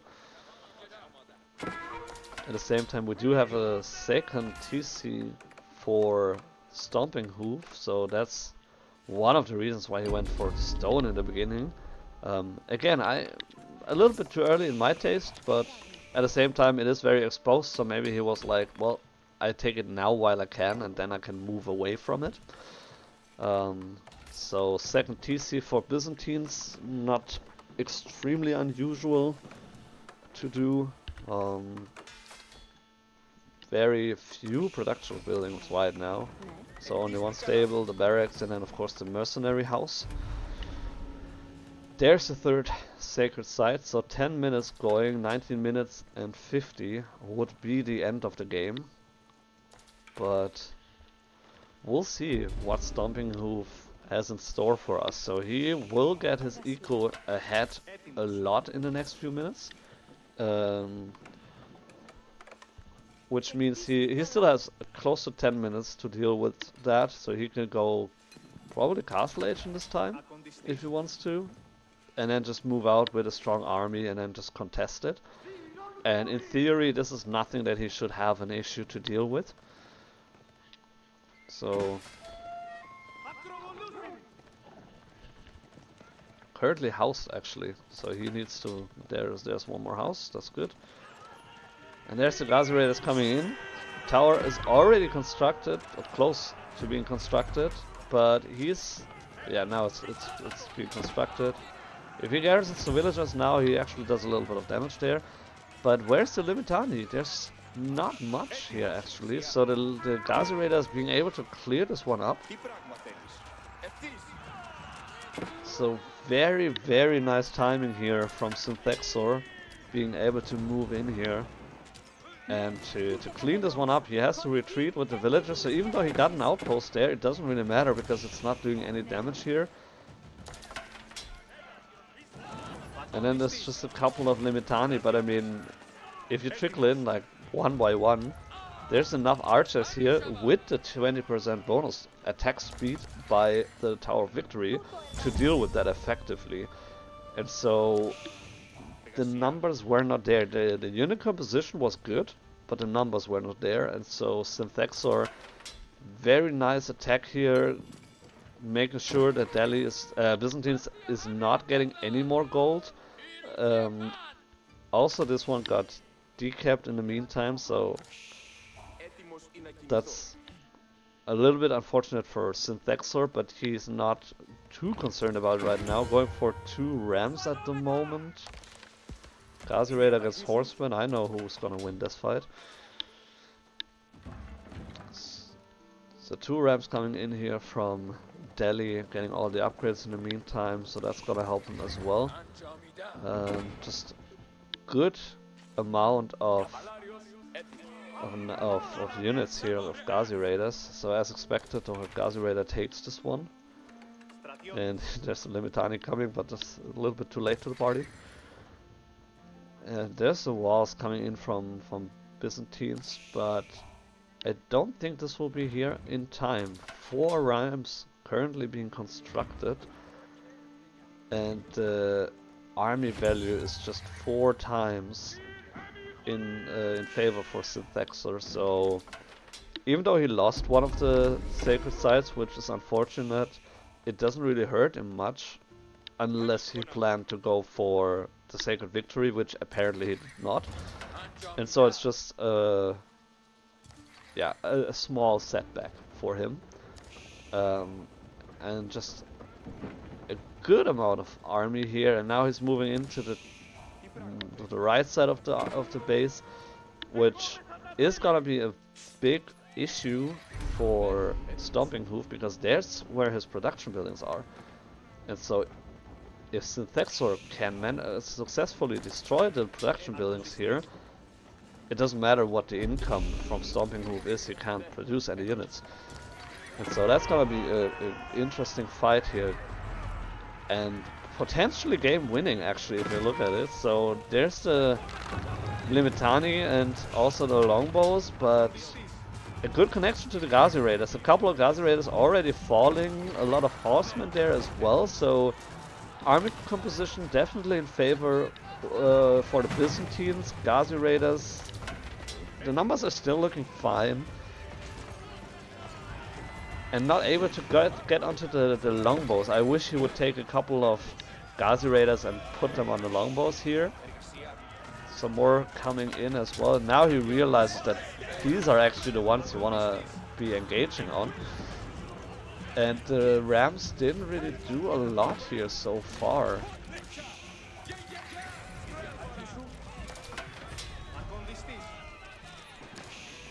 Still a lot of longbows here. Now villagers coming in to torch the ram.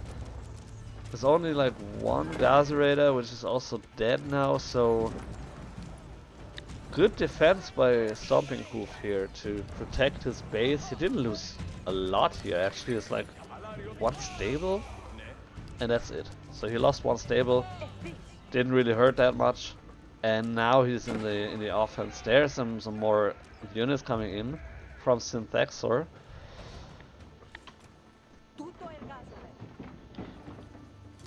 So even though StompingHoof is close to 0 in army value, he lost a lot. Although yeah, one thing I always forget is that for some reason the army value doesn't count. It doesn't account for the mercenaries, so it actually isn't looking as dire as the army value here suggests. But still, so StompingHoof was able to hold on. He continually produces villagers, so he is ahead in eco. He will stay ahead in eco. And except for the gold income, Delhi is not looking in a favorable position right now, even though they are on the offensive. So if they can manage to do something with this now, it will be a different story. But that really depends on whether or not he can actually destroy something here. This is like almost halfway down. He could go for the cistern here as well, so that could be a good angle of attack.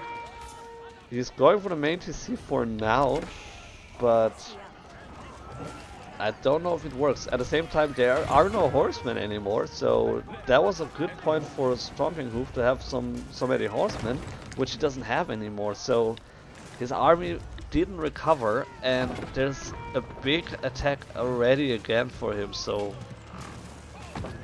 he didn't have enough time to actually use his eco advantage. One of the sacred sites got decapped, but that doesn't really matter right now. Main TC going down in flames.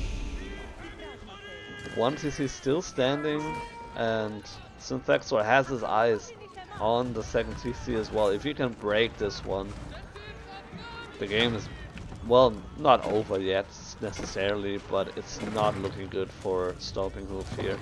And he realizes and pulls like 30 villagers to destroy the rams. But that's not gonna be enough. The TC is burning down. And so he's still losing a lot of villagers while getting attacked here from the archers. And he will be able to secure the Grand Winery, so he will not lose the game by a landmark defeat, but he nevertheless will lose the game because it's just over for him at this point. He could not recover the army, and then when the second attack approached, he was not ready. So let's take a look at the villages. You can see that he was ahead most of the time, and then he lost a lot now because of the defense. and military-wise, it's yeah. So you got like 60. It's more than double all the time. Like basically starting at minute 9, or even earlier actually, Delhi had more than twice the amount of units at all times on the field, and so that's a little bit unfortunate.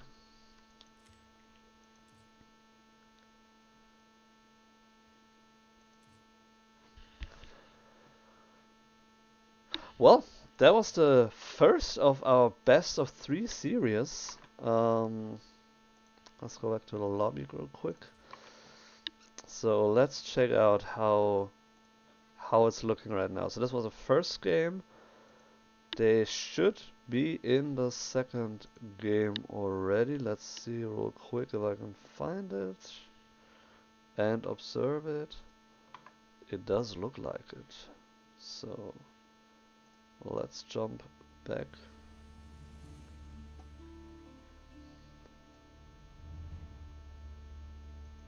So, as you can see, we are having the Malians again against Order of the Dragon. So, we didn't see Order of the Dragon so far today, so that's gonna be exciting. We did see Malians earlier, so that was a really fun and sneaky pit mine. So we're seeing this one is nice in the back, so you could wall it here if you wanted to. There would be potentially the second one, so you could wall it here, and then yeah, maybe just a few small walls over here, and then like all the way around, which would cover all the stone. So you could have a very nice Malian base, and as you love it, so much open space for your cow boom. So he'll be happy about the base and the map. By the way, Dry Arabia.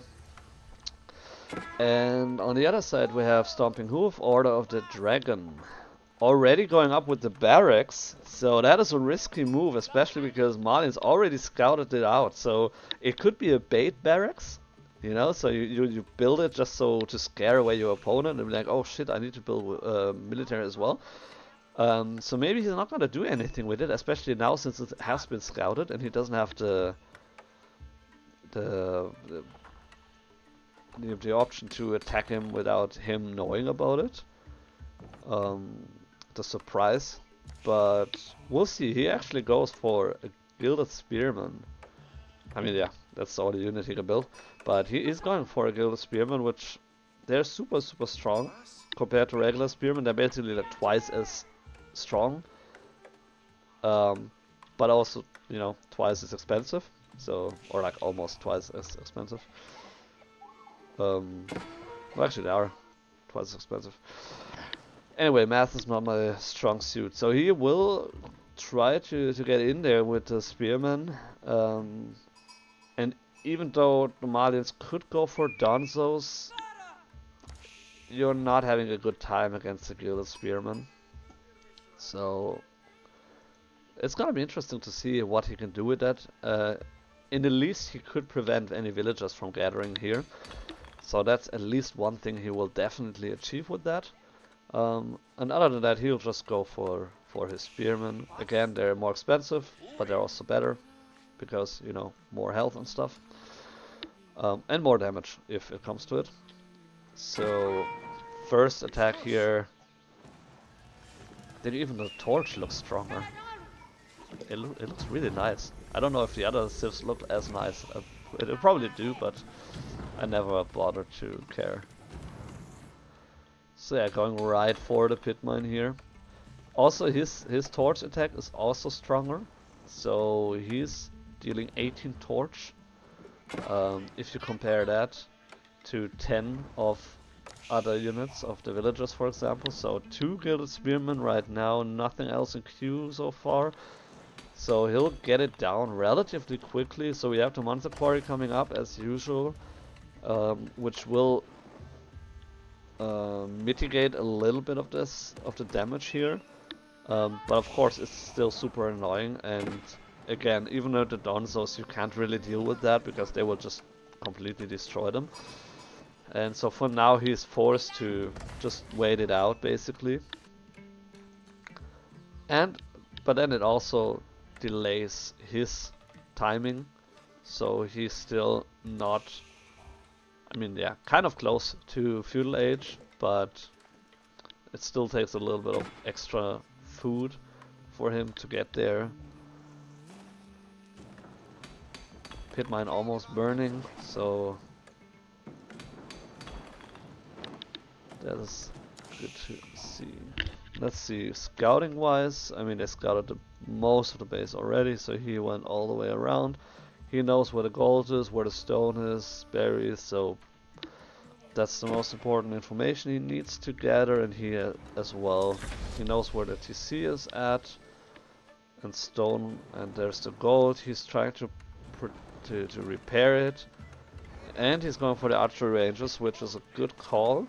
But then again, even the archers are, with all their bonus damage against spearmen, they're still having a hard time against gilded spearmen, because they're just so tanky, twice as many health as they usually have. And there's the Aachen Chapel, which is not, if you go into the nitty gritty of mathematics, it's not as good for Order of the Dragon as it is for HRE, simply because the villages are more expensive, and so in relation to the cheaper villagers of HRE, you gain less of it. Still a great landmark, but that's the reason why you most often, I would say, see the Minework Palace with Order of the Dragon. But it's a great spot here with the berries, and then you have the woodline here, which suggests that he'll either go for a fast second TC at some point, or most likely go for archers, because then he can spam archers like crazy. So there we have two archers going out from the Malians, so he'll want to do some eco damage himself, which he will not be able to do because he's already going up for with an outpost. So there's the second pit mine. So no cheeky pit mines this game, but rather just the standard pit mines you would expect. And then, as I said, potentially walling off here to protect them at some point. Now the archer's moving in, dealing a little bit of damage here to the spearmen, but that's basically it. And now he has to go back again because of the outpost. There's a stable, which is the right call against archers, obviously.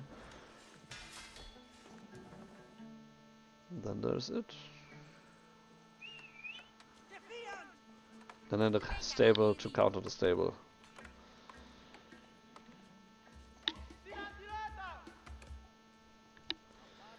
Second pit mine is almost completely surrounded now as well. Archer getting a little bit of damage here from the outpost. And then there's one gilded horseman already in queue. And again, so usually horsemen cost 100 food, 20 wood, and they are twice as much. Also cost 2 pop, by the way. So 2 unit population, but also, yeah, just so much stronger. And they look gorgeous if you look at them, my goodness. Let's follow it for a second. I mean, I honestly think it kind of looks like a knight already with this gold-plated armor. And look at this buddy here. There's a gilded man-at-arms as well. I think the mace could be a little bit bigger, but other than that, it looks nice. And yeah, already here, torching the pit mine. Getting rid of the archers here as well with the scout and then the horsemen. And 250 health. I mean, look at this. Like, what a unit. What a unit.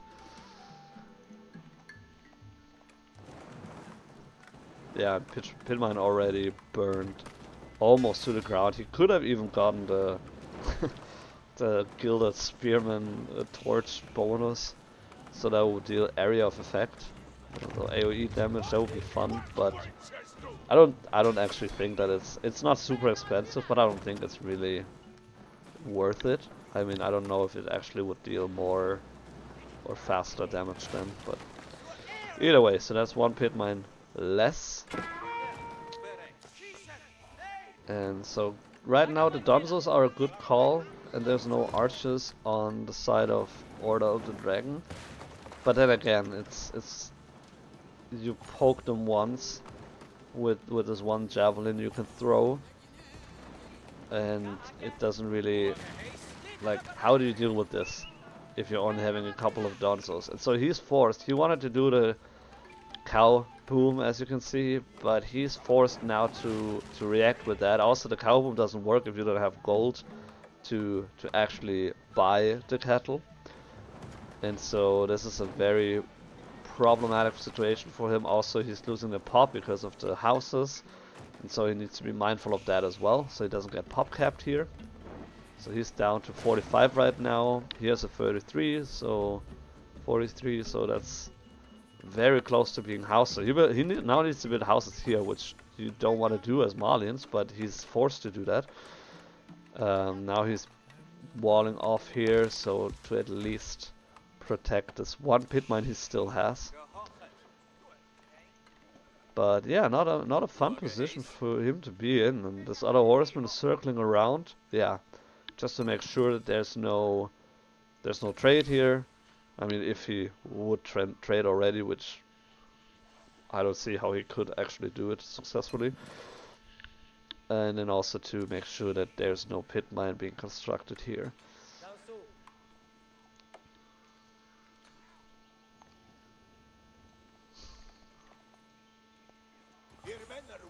So circling back as well, but also taking the food in the middle, very nice.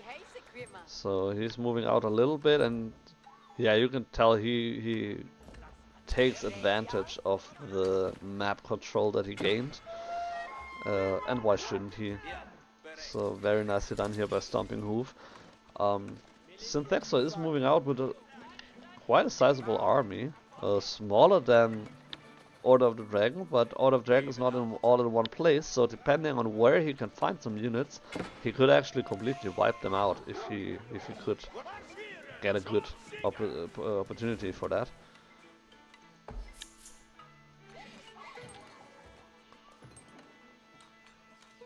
Order of Dragon got all the eco upgrades done. But no military upgrades right now. He does construct a blacksmith currently, so he'll get some shortly. And he has enough gold, and he's close with food as well. So a little bit of an engagement here in the middle. Let's see who comes out on top. So there's not the whole Order of the Dragon army. A couple of horsemen now moving in, but they'll run straight into the Donzos, which is not fun for them at all. And so they can't get to the archers effectively, and he has to retreat. There's no way for him to deal with the Donzos at the moment, and so, except for the men-at-arms, of course, but even they get killed eventually. So one horseman still alive, 2 men-at-arms, and there's finally the gilded archers. So Synthexor initially was a good fight for him, but then in the end it turned out that it still is just so hard to deal with those tanky units, and they deal so much more damage. And so it looks good if you think that you're having like 15 units and the other one has 4, and you think you're winning the fight, but then eventually you're still losing it because they're just so much stronger. It's really difficult to do the math in your head and decide whether or not to keep on fighting, because it looks like you're winning against it's just a couple units. It's not much, but if you look at the army value, it's almost the same as this, and so it's just insane to deal with that. But yeah, Synthexor, he smelled blood and he wants more, so he's trying to get this food here off of Order of the Dragon, which is a good call. And he brought some sofas with him this time, and so we have a couple of men-at-arms here and a couple of archers. But they're not getting to the donzels as they would need to. And there's the Burgrave Palace. So again, no Ragnitz Cathedral. But in this situation, in this stage of the game, in general, the Burgrave Palace is a good call.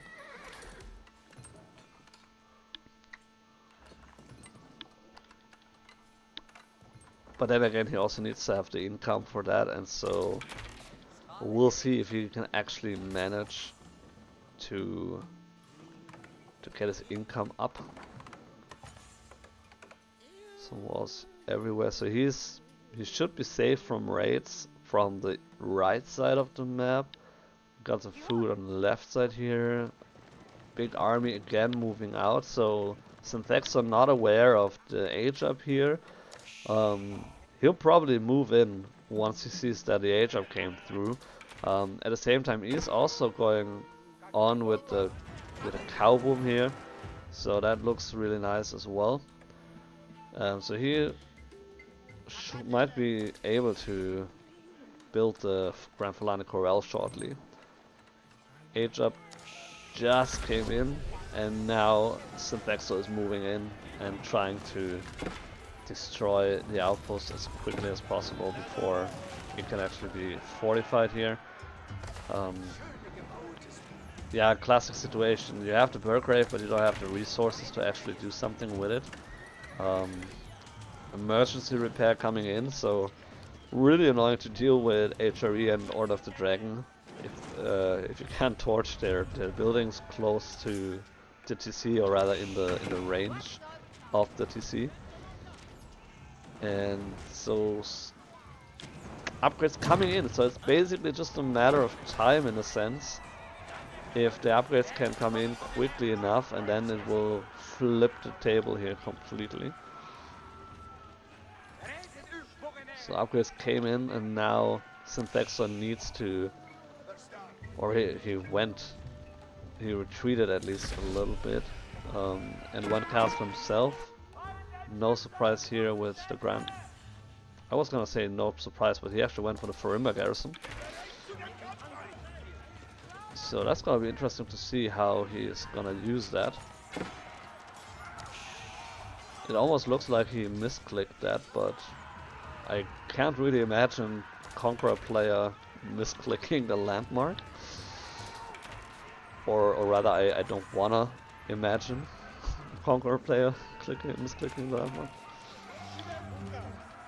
And so now he is in the same position. He doesn't want to fight right now until the upgrades come in, and so he needs to get some time here by running away. And he finds the villagers there, so he could get some damage there as well. And he doesn't have anything left here. The few units he had get completely shredded by the Order of the Dragon army. So that's a complete cleanup, besides the few sofas that can't do anything right now. I mean, maybe they'll find a couple villagers here, but probably not really, because it's just so tanky. The Gilded Villager is close to 100 health at the moment, so kinda difficult to kill a villager that has twice as many health, or as much health as you would usually expect them to have. And so StompingHoof in a really great position right now, army-wise. I mean, if you look at the numbers, it's incredible. I do wonder if the army value is displayed correctly, because it doesn't feel like it should be. So we'll go with what we see at least right now, and not with what the game tells us.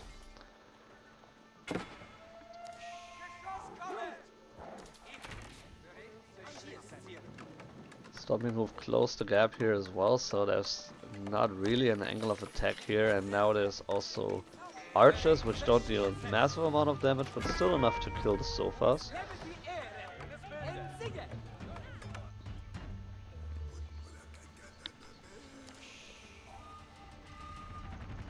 So we have one prelate with... This one prelate is actually the only one here for Order of the Dragon.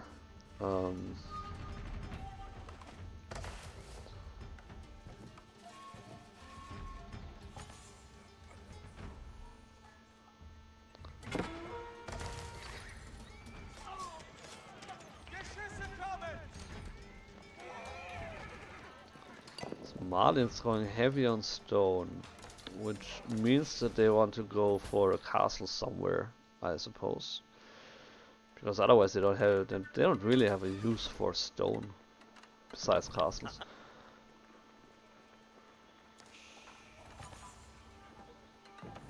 Gefertigt. Schönes Bilde.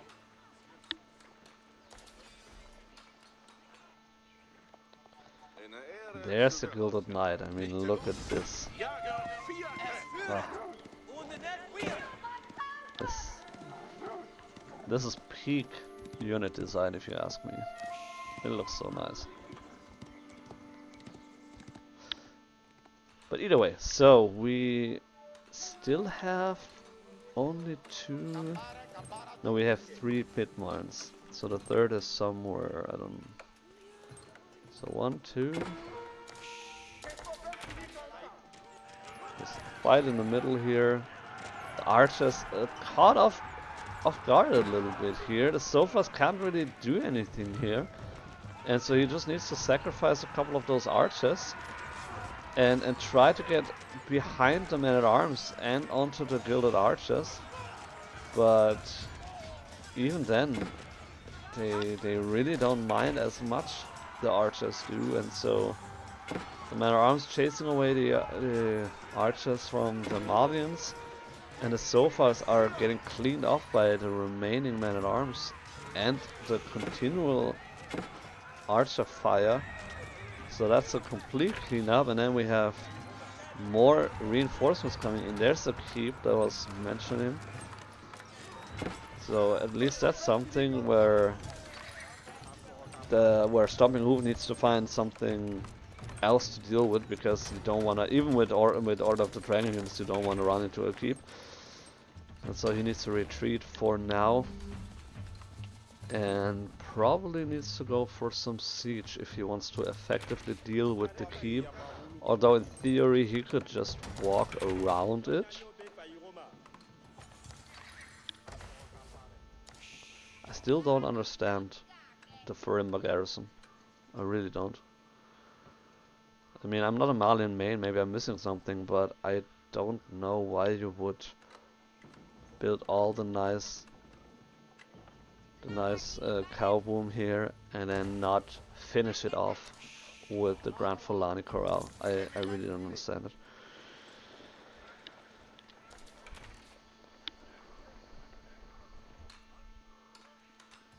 So we have 2 relics for now for StompingHoof, and he's taking 2 more. That's 1 more here and then 1 more there. So he'll increase his count to 4 total, and then there's 1 more left, which is here, which way outside of the keep range, so he can get that one too if he finds a good timing for it.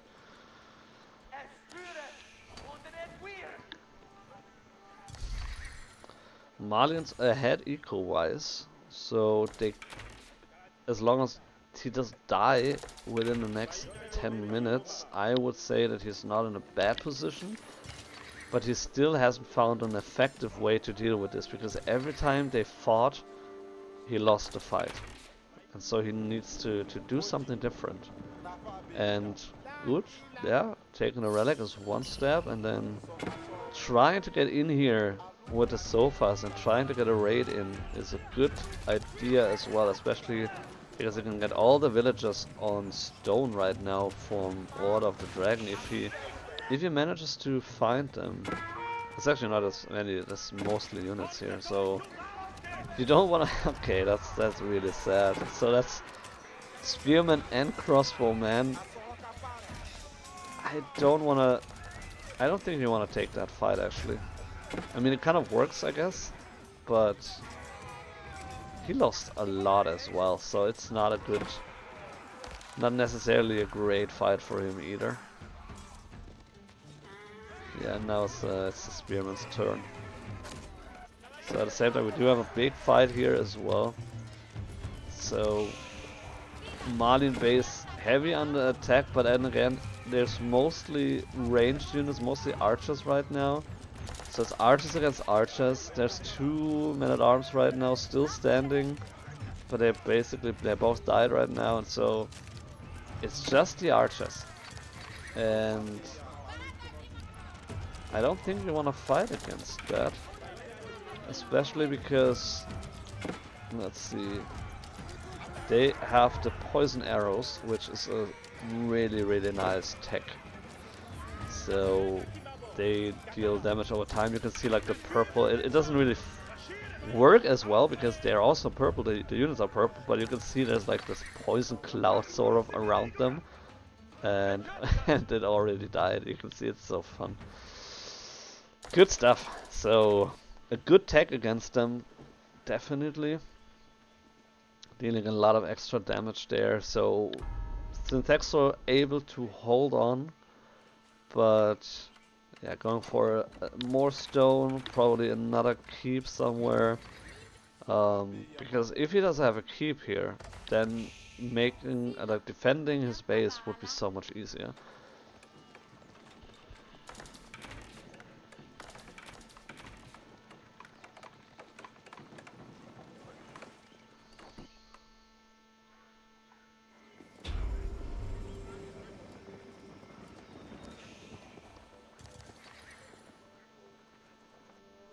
He also took the first sacred site, so that's another small gold income. On the other side, StompingHoof does the same.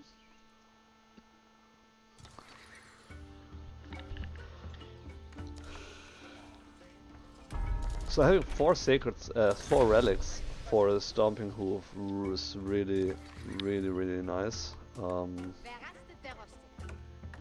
then also going for Palace of Swabia to close the equal gap here. Because yeah, he's well aware of that he is behind in villages, which doesn't matter as much because his villages are better, but it still matters. And then also he probably fears the cow boom here, and all the passive gold income that Malians get, and so it is a smart choice to go for the Palace of Swabia instead and to get some extra villages up and running. There's another keep here, a nice positioning between the gold and then also the protecting the sacred site. Fort of the Huntress coming up for Malians. So just keep next to keep next to keep.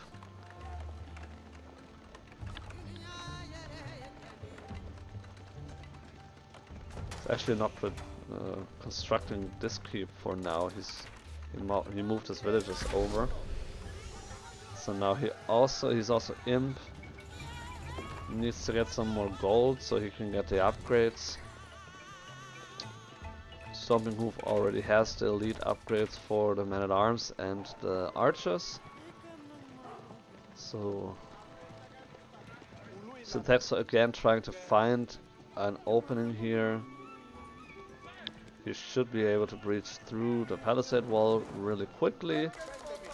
But then the question is, what can he actually find? There's a nice farm setup here around the Aachen Chapel. So that could be something for him, but we'll see. We'll see if he actually manages to do that. Now we're having the big fight around the fortress of the Fort of the Huntress. But again, you don't really want to fight beneath a keep.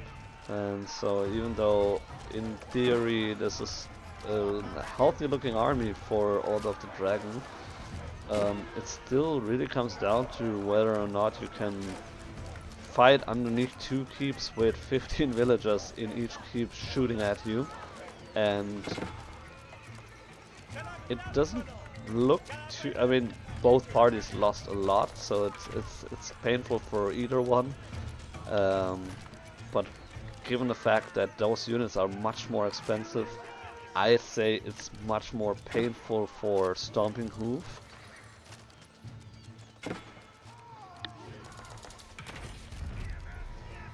But he's still having some units still standing here, so that's at least something.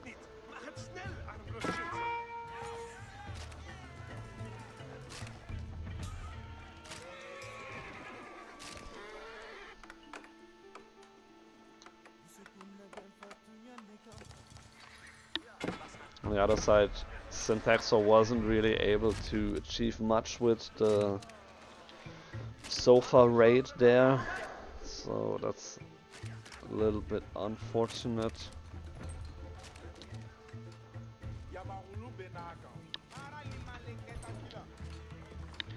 So it seems like Malians kind of are bleeding out here with Eco. They are way behind now. If you're looking at the village account from Order of the Dragon, the Palace of Swabia really putting in a lot of work here. Nice to see that he's close to 100 villagers right now. So basically almost twice as many villagers. Yes, he doesn't have as much passive income, but then again he also has 4 relics plus 2 sacred sites, so I'd argue his passive income is quite okay as well. And then twice the amount of villagers and like 5 times the amount of army, and yeah, a good 30% more army value. So yeah, I think the only thing he's kind of missing, and he's going for it right now, is siege. So he's going for 2 bombards right now, and with the bombards he should be fairly easily be able to clear the fort of the Huntress, to destroy the keep. He could even go for a keep himself in this position, for example, or he cleans up this one. I mean, just to, you know, make sure that the fort of the Huntress never gets rebuilt. Just go for a keep here. Once those 2 keeps are destroyed, go for a keep here. Then you have a safe gold. You have the sacred site. That's something I think that would be really good for StompingHoof. But for now we have another fight underneath the keeps. So who would have guessed? I think he should have waited for the bombards, but because yeah, the boiling oil here is dangerous for his units. Overall, looks like a pretty messy fight here, walking around with the archers. Nice kiting though. Incendiary arrows already researched, so a lot of extra damage here. But then there's a 3rd keep, so he's just moving from keep to keep and bleeding out a lot of units and just destroying a lumber camp here, so not really what your focus should be. Especially not with archers. I mean, why are you attacking archers? Attacking a mosque with archers? That doesn't seem super effective. There are the 2 bombards, so he's...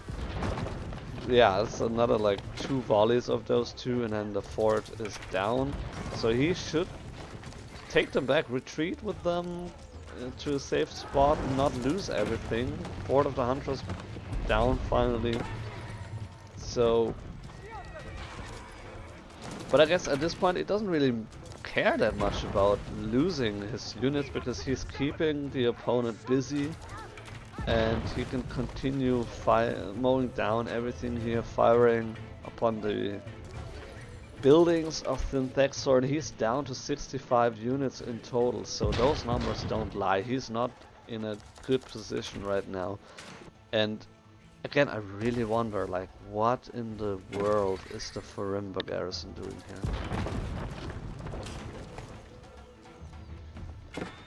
Another incoming fight here, and that potentially might be actually one of the last fights of the game here. I don't see a way for Malians to come back if they don't really if they don't get the Fort of the Huntress back, if they don't clean this up, destroy the bombards, which they can't do with only archers, by the way, I don't see a way for him to come back. He will have to retreat from this. He spent a lot of resources here to rebuild it, didn't finish it.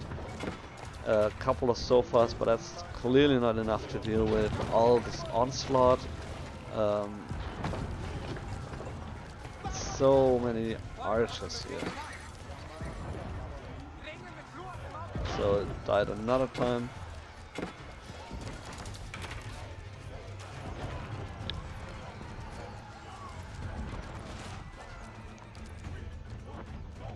Yeah, he's not having a ton of extra food here. This one crossbow is killing one villager after another. Two-shotting, oh, okay, close to two-shotting them. 25 damage. So,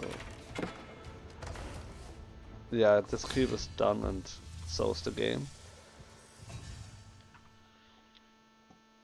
Yeah, there was one moment in the game I feel where Synthexor definitely was in favor, where he could potentially have closed it out, but yeah, basically this one, like he went imp and then not fight there, get your upgrades and then push back, or maybe like something happened here where he lost too many units. And the villager count at some point, yeah, I mean, then they have the Palace of Swabia coming up, and what you're gonna do against it.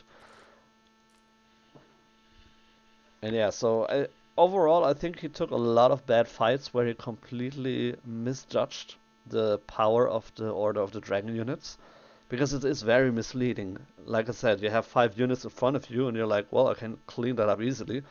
And then at some point, you realize that that's more like 10 to 15 units you're dealing with at the moment, and you're only down to archers, so what you're gonna do?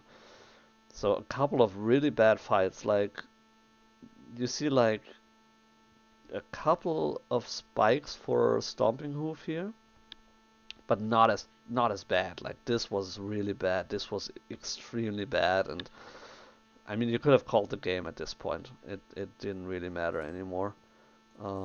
If you look at the eco count, like yeah, you have all the passive Malian income, so that's really really nice. But yeah, eventually the passive income will only get you so far, and if you lose your villagers, you're still behind. And so very nicely done. Relentless attacks by StompingHoof. Even though he sacrificed a lot of units, he still managed to just get a lot of attention off of the macroing from Malians, and was able to prevent so much of the potential that the Malians had.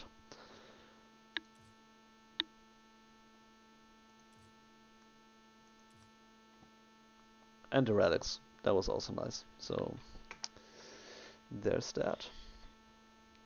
Let's see, hop back into the lobby. Okay. So that was the 1-1. So Synthexor took the first game with the Delhi against the Byzantines, but then StompingHoof clapped back with the Order of the Dragon win against the Malians. Very exciting game. Very, very nice. A little bit messy at times, but I mean, it doesn't matter. So, still nicely done and very entertaining to watch. Let's see if we can. Okay, so Synthexor seems to be in a lobby right now, so I assume that the game is gonna start soon. So we probably just finished the replay shortly after them. Let's take a real quick look at the other brackets for now.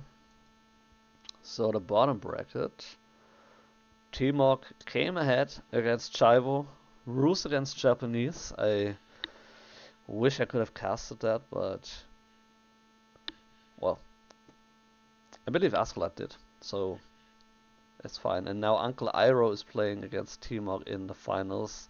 He himself won in the Byzantine mirror match against Darth Lil J. So hopefully I might be able to catch one of the games later on. The middle bracket finals are on the way. They're done. Jill took it against DJP with a decisive 2-0. So first Roos against Delhi, and then Abbasid against Mongo. So another Mongo game I couldn't catch. Dang it. Oh. Too bad. Well, that's life. Okay, let's go back to the bottom bracket. Top bracket rather. Are they in game now? Let's see if... Okay, it is observable. I love to see it. Alright, alright. It's kind of like a rematch. Let's jump in it.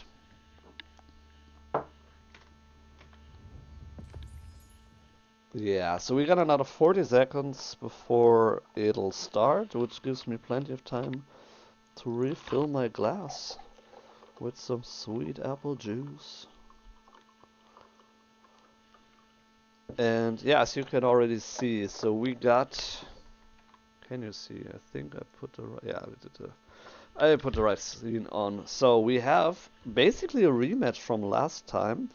So StompingHoof, who won with Order of the Dragons against Malians, is gonna play HRE. So the OG German Civ. And Synthexor is playing the Malians again. So he wants to show that he can actually win with Malians. And we're playing on Cliffside this game. So StompingHoof in his signature color purple, playing the Holy Roman Empires in the top right corner, whatever. And Synthexor in light blue, apparently also his signature color, playing the Malians again on the left side. So let's take a look at the map real quick. So we have a pit line here on the left side, so kind of in the back, but not really. Also close to the other goal. So basically, if he loses this pit mine, he loses this other one as well. If he can keep this one, he also keeps this other one. So it's kind of like a win all or lose all. Sacred sites in a good position for any player. One in the middle, the other one nice to the left and to the right. And then stone and berries in the front, which doesn't really matter to Malians in the early game anyway. For HRE, gold nice secured in the back, close to stone. Then there's the berries, and then there's the woodland. So I would guess that there's a good place for Aachen Chapel right here. We'll see about that later on. Could potentially also be dropped here, but then there's houses in the way. So I would say Aachen Chapel right here. And again, enough space for the cow boom. If he wants to go for that, I really hope he doesn't go for the Farimba garrison this time. Let's take a look at scouting. StompingHoof went all the way to on his side basically. Went to the corners. Potentially was looking for markets in the corners. So we have one market over here and then one here. So dead even in the middle. So in theory you could go for a trade post here and then go all the way here, but it's, I mean, yeah, it would have to go all the way around here, the cliffs, and trading on this map is not a lot of fun. Malians sometimes like to trade depending on the game, and also I feel like more like to do that in team games. HRE usually never trades. I mean, why would they? They have the relics. So we'll see about that, but he is going, at least scouting wise, all the way around the base. He didn't scout anything from Synthexor so far, but I mean, he knows where he is. He's sitting right here. There's no other way. And Synthexor on the other side, he basically mirrored exactly the same thing, like going all the way around here on the edges and then moving back. Delivered some sheep while he was at it. There's the sheep of StompingHoof, he took one more. So we have the Monster Quarry coming up here, and then we have the Aachen Chapel going up here. Okay, so a little bit more defensive, not on the wood line, so might be less going for archer play here. But it's on stone, so it could be a 2TC play. But it's also in the gold, so gold, stone and berries. So overall a very nice chapel.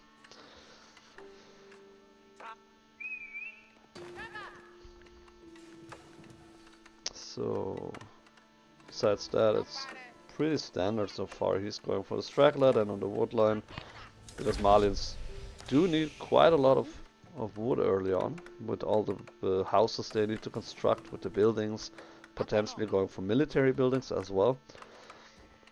So HRE is in the feudal first, nicely done. He put the prelate in here.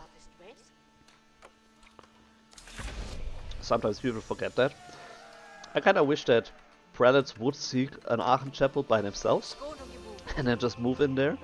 But then again, that probably would be too easy. And so, I mean, HRE is broken as it is, right? So it's kinda like, don't make it easier as it needs to be. So second pit mine is gonna be constructed fairly soon here as well. Or is it? I don't know. There it is. So yeah, as I expected, first pitman here, second pitman here. So as long as he can keep them, he will keep both. But if he loses them, he's gonna be in a tough spot, because there's one over here, which I think he can construct the houses around. There should be enough space here, hopefully. But maybe not. It's also like right in the middle of where the units will cross, so this is not a safe pit mine at all. This one would be more safe. You could probably fit the houses around, but he should probably go for this one instead, and then have this one as a fourth, and then just wall it off here, and then it's safe. So we'll see how, you know, when the game progresses into the later stages, what he's gonna do with it. He is on stone a little bit, so not super heavy on stone right now, but he could be looking for a second TC. Aachen Chapel here, archery range rather, being constructed, so he is planning on going for some early archers. But again, not as heavy, because he's not as heavy on wood right now here. Currently they're just scouting, nothing else here, no other units so far. There's a second mill coming up. So one mill for the cattle and the other mill for the upgrades, I would assume. Or he just wants to have the cattle super fast. So it could be a fast castle play actually, if you're looking at the way he's macroing here. Could actually be a fast castle play, but he needs more food for that, so we'll see.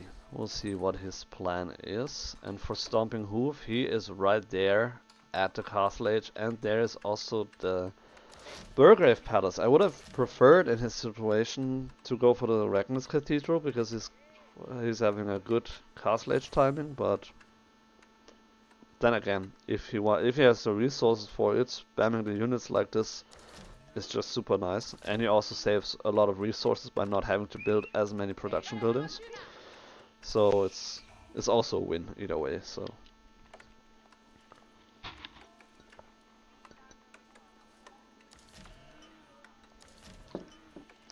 okay.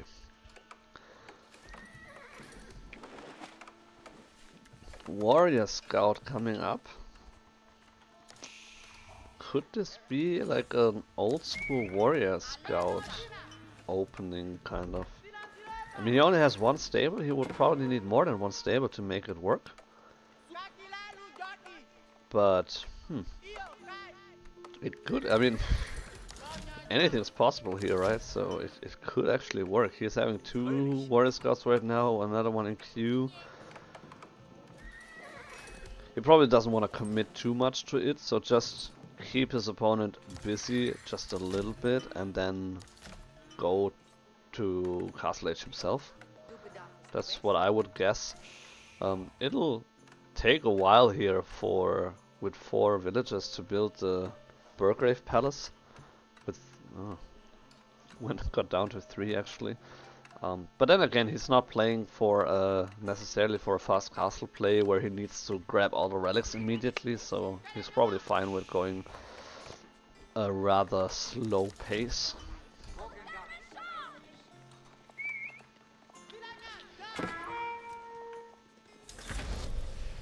Okay, yeah, Synthexor definitely aware now of the Burgrave Palace. Lost 1 Warrior Scout already to the outpost. Also lost a sheep here actually, so he could grab it still, but for now he's not.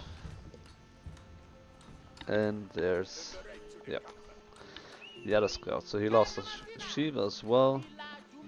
Warrior Scouts moving in, so they can kind of compete with the archers, in low numbers at least, but then there's some man-at-arms, and that's the exit sign for the Warrior Scouts. And there is the Grand Fulani Corral. I'm so relieved to see it. I was really afraid it would be the Forimba garrison again. For whatever reason, I will probably never understand that. It will be a mystery until the end of time for me. Blacksmith coming up for StompingHoof. And then, yeah, just spamming out those men-at-arms. 5 seconds, I mean, per man-at-arm. It's really nice. Just really nice.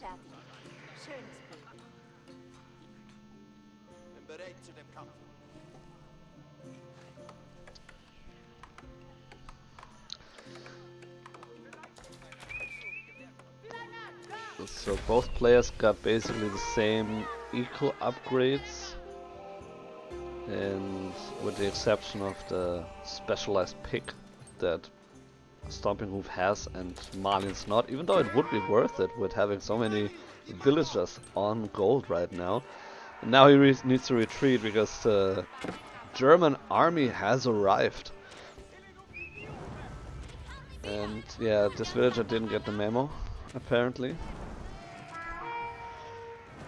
So going for the iron undermesh, and then as well the steel arrow, and then also fertilization. So StompingHoof now, while he's spamming the units in, he's also getting some upgrades, which is nice to see. And yeah, that's what I talked about earlier. You lose the 1 pit main and then pit mine, and then you immediately lose the 2nd mine afterwards. Because there's nothing here. I mean, if you would have something to protect it, then it would be a different story. And that's probably the one time where I would like to see, I forgot the name, but the other landmark from the Malians, the trade post in here, because that would actually have protected it, at least for a little bit. Because you only need a little bit of time to mass up your army. It just takes you 1 or 2 minutes at this stage of the game, and then he would have been fine, but now he lost 90% of his gold income, which means that he's not fine anymore. And so, yeah, this is one of the situations where I don't like the Monster Quarry as much. I mean, yeah, it's cool, it's 2 villagers that you basically get on gold for the rest of the game. But it really, like, 2 villagers is not as good as having 2 pit mines secured by a tower in this position. So, but doesn't matter, that's long past, so we're still having this one fight here, and then yeah, Malians being pushed off gold here as well. So that's the thing, like, you have 2 gold veins in your base, but once that is gone, or you need more pit mines, then you're having a tough tough call to make on whether, like, where to go. Um, Sofa's being able to push away those straggler men-at-arms, but the stray men-at-arms there, I don't even know if straggler is the right term for that. But there's some crossbowmen coming into the mix here as well, on top of the archers. And if where's this army? There's this army. If they can connect here, all those archers are gonna go down. And here the men-at-arms are marching in. Oof! Look at all the poison here. It's just, yeah. That is really nice to see. So again, he got the poison arrows, very nicely done. Which is a good decision to make, and it's one of the reasons why the Malian archers actually sort of can attack or defeat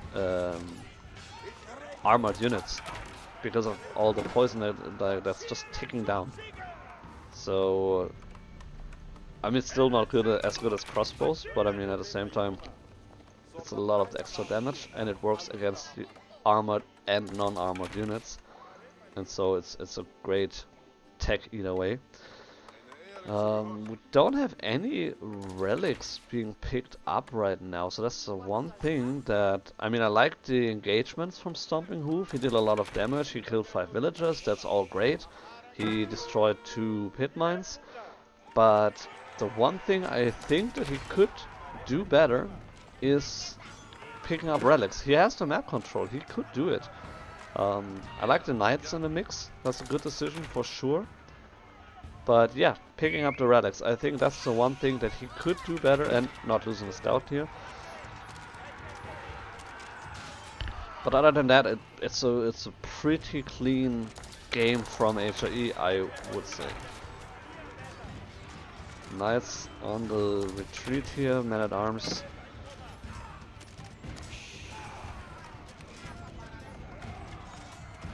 Numbers are not where they needed to be, so ideally you would like to have more men-at-arms there. I don't want to put a number there, but more men-at-arms, and then potentially a couple of Landsknechte in the mix. Because then you could just shred through that. I mean, Landsknechte are basically a melee MountainAle, and so you could go for something like that. We do have 1 relic in here in the outpost now, so that will definitely be a good holding position for HIE now with the outpost being garrisoned. The bonus that it gets will be less in the next patch, but for now it still has the regular bonus damage, sight increased and all that, like we're used to. And so this is a good position for him. He probably needs to do, like, either go for arrow slits or a spring golden placement to really be effective here, to prevent Malians from just walking around here. But yeah, and as I talked about with the numbers, it's not looking good for HOE right now, because those are not Order of the Dragon units, and so he needs to be mindful of that as well. I mean, he's doing a good job here with the relics, picking them up, so he's at 3 at the moment, but his numbers are super inferior at the moment, and so I like the knights, that he's going for knights, because they are faster and they can close the gap to the archers, but he needs to find a way to deal with them. This is his issue right now.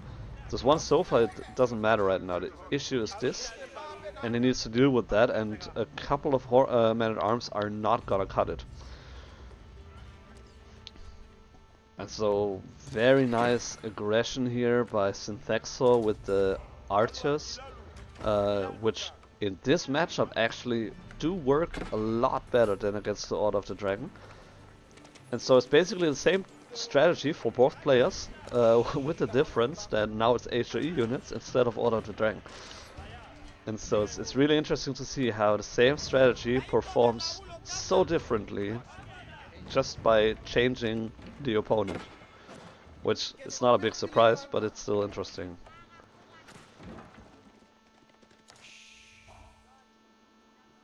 So we do have the sprinkler emplacement now here. So anything that walks across here gets shot at, which is nice. But the question is that gonna be enough? Let's switch off. What does he see? So he has a good vision on the whole base here. But let's move into cinematic mode. Now we have a big engagement here, big fight in the base of the HIE. And I don't think the Rams are gonna do a lot here against the emergency repair. But again, yeah, nice fighting against the sofas, which is exactly what you want to do as Malians. Because they will hold it and the archers can just fire away, and then you have the archers having to deal with the sofa. And yeah, men-at-arms here and there a few, but not really able to do anything. And I don't think that that's a fight that HIE can come back from. I mean, the TC is not really in danger, but there's no army to defend it. And just like that, again, same strategy, same execution basically, but it worked out so differently against Order of the Dragon instead of Holy Roman Empire. And so, yeah, really fun to watch.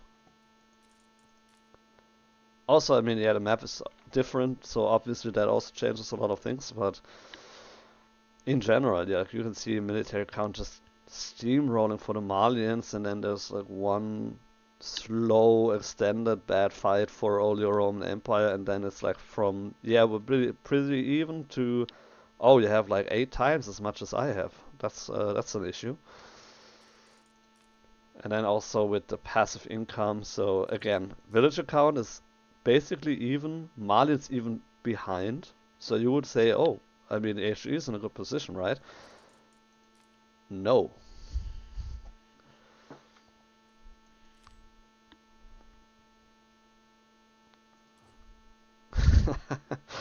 Wow, that's a perfect 1-to-1 KD. That is really surprising. I would have guessed that Malians would have killed so many more units, but they mostly lost like archers and killed men-at-arms, so it's a good exchange for them.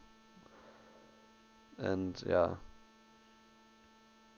food was close, but wood was almost double for Malians, and then gold was pretty even. So you can see that Malians just were ahead economically by a lot here, as you can see, and so yeah, really even game. It could have gone either way, but it was just a couple of bad fights. Or one extended bad fight, like here was a little bit, and then here it was just, and then there's no coming back. You need more time for it to close the gap, but then Malians also don't sleep, and so really difficult to come back from this one. Really difficult. So GG, definitely to both players. Great games to watch. Again, both I believe are. I think both are Conqueror or at least Diamond. I would have to double check. But I think they're either Diamond or Conqueror players. So really good players. Really nicely done. Synthexor taking this one, so 2-1. They need to finish their task still, but taking the bottom the top bracket finals 2-1. Let's take a quick look at the middle bracket. Okay, yeah, that was finished already. That's true. And then the bottom bracket finals still going. Let's see. I mean, Ascolat is also casting it, but let's see.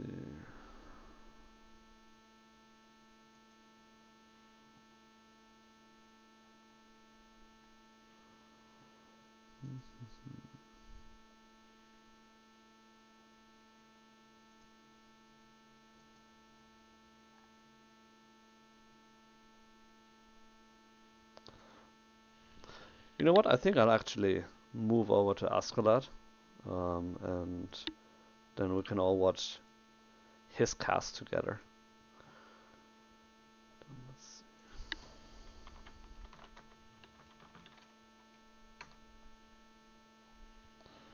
So let's rate this. But yeah, thanks for tuning in. Thanks for watching, and so supporting us in our tournaments. If you're new to us or to this channel, let's put the links in the Discord in the chat to our Discord, to Matcherino if you want to support us, if you want to donate to our tournaments, and as well as to StartGG where you can find our tournaments. This is all community funded, so everything's free to enjoy, but we rely on the community to fund everything, to make sure that people have a good time here with our weekly tournaments. It's for players of all kinds of skill levels, so going down from bronze all the way up to conqueror. You can enjoy our tournaments. And yeah, we do this weekly. As I mentioned, join our Discord, and don't miss out on all the fun and the crazy low elo legends gameplay that you can witness here. I don't think you can find something like that anywhere else. So glad to have you, and I hope we have a good time with going to watch Askeladd, who is a great caster and a great player and admin as well.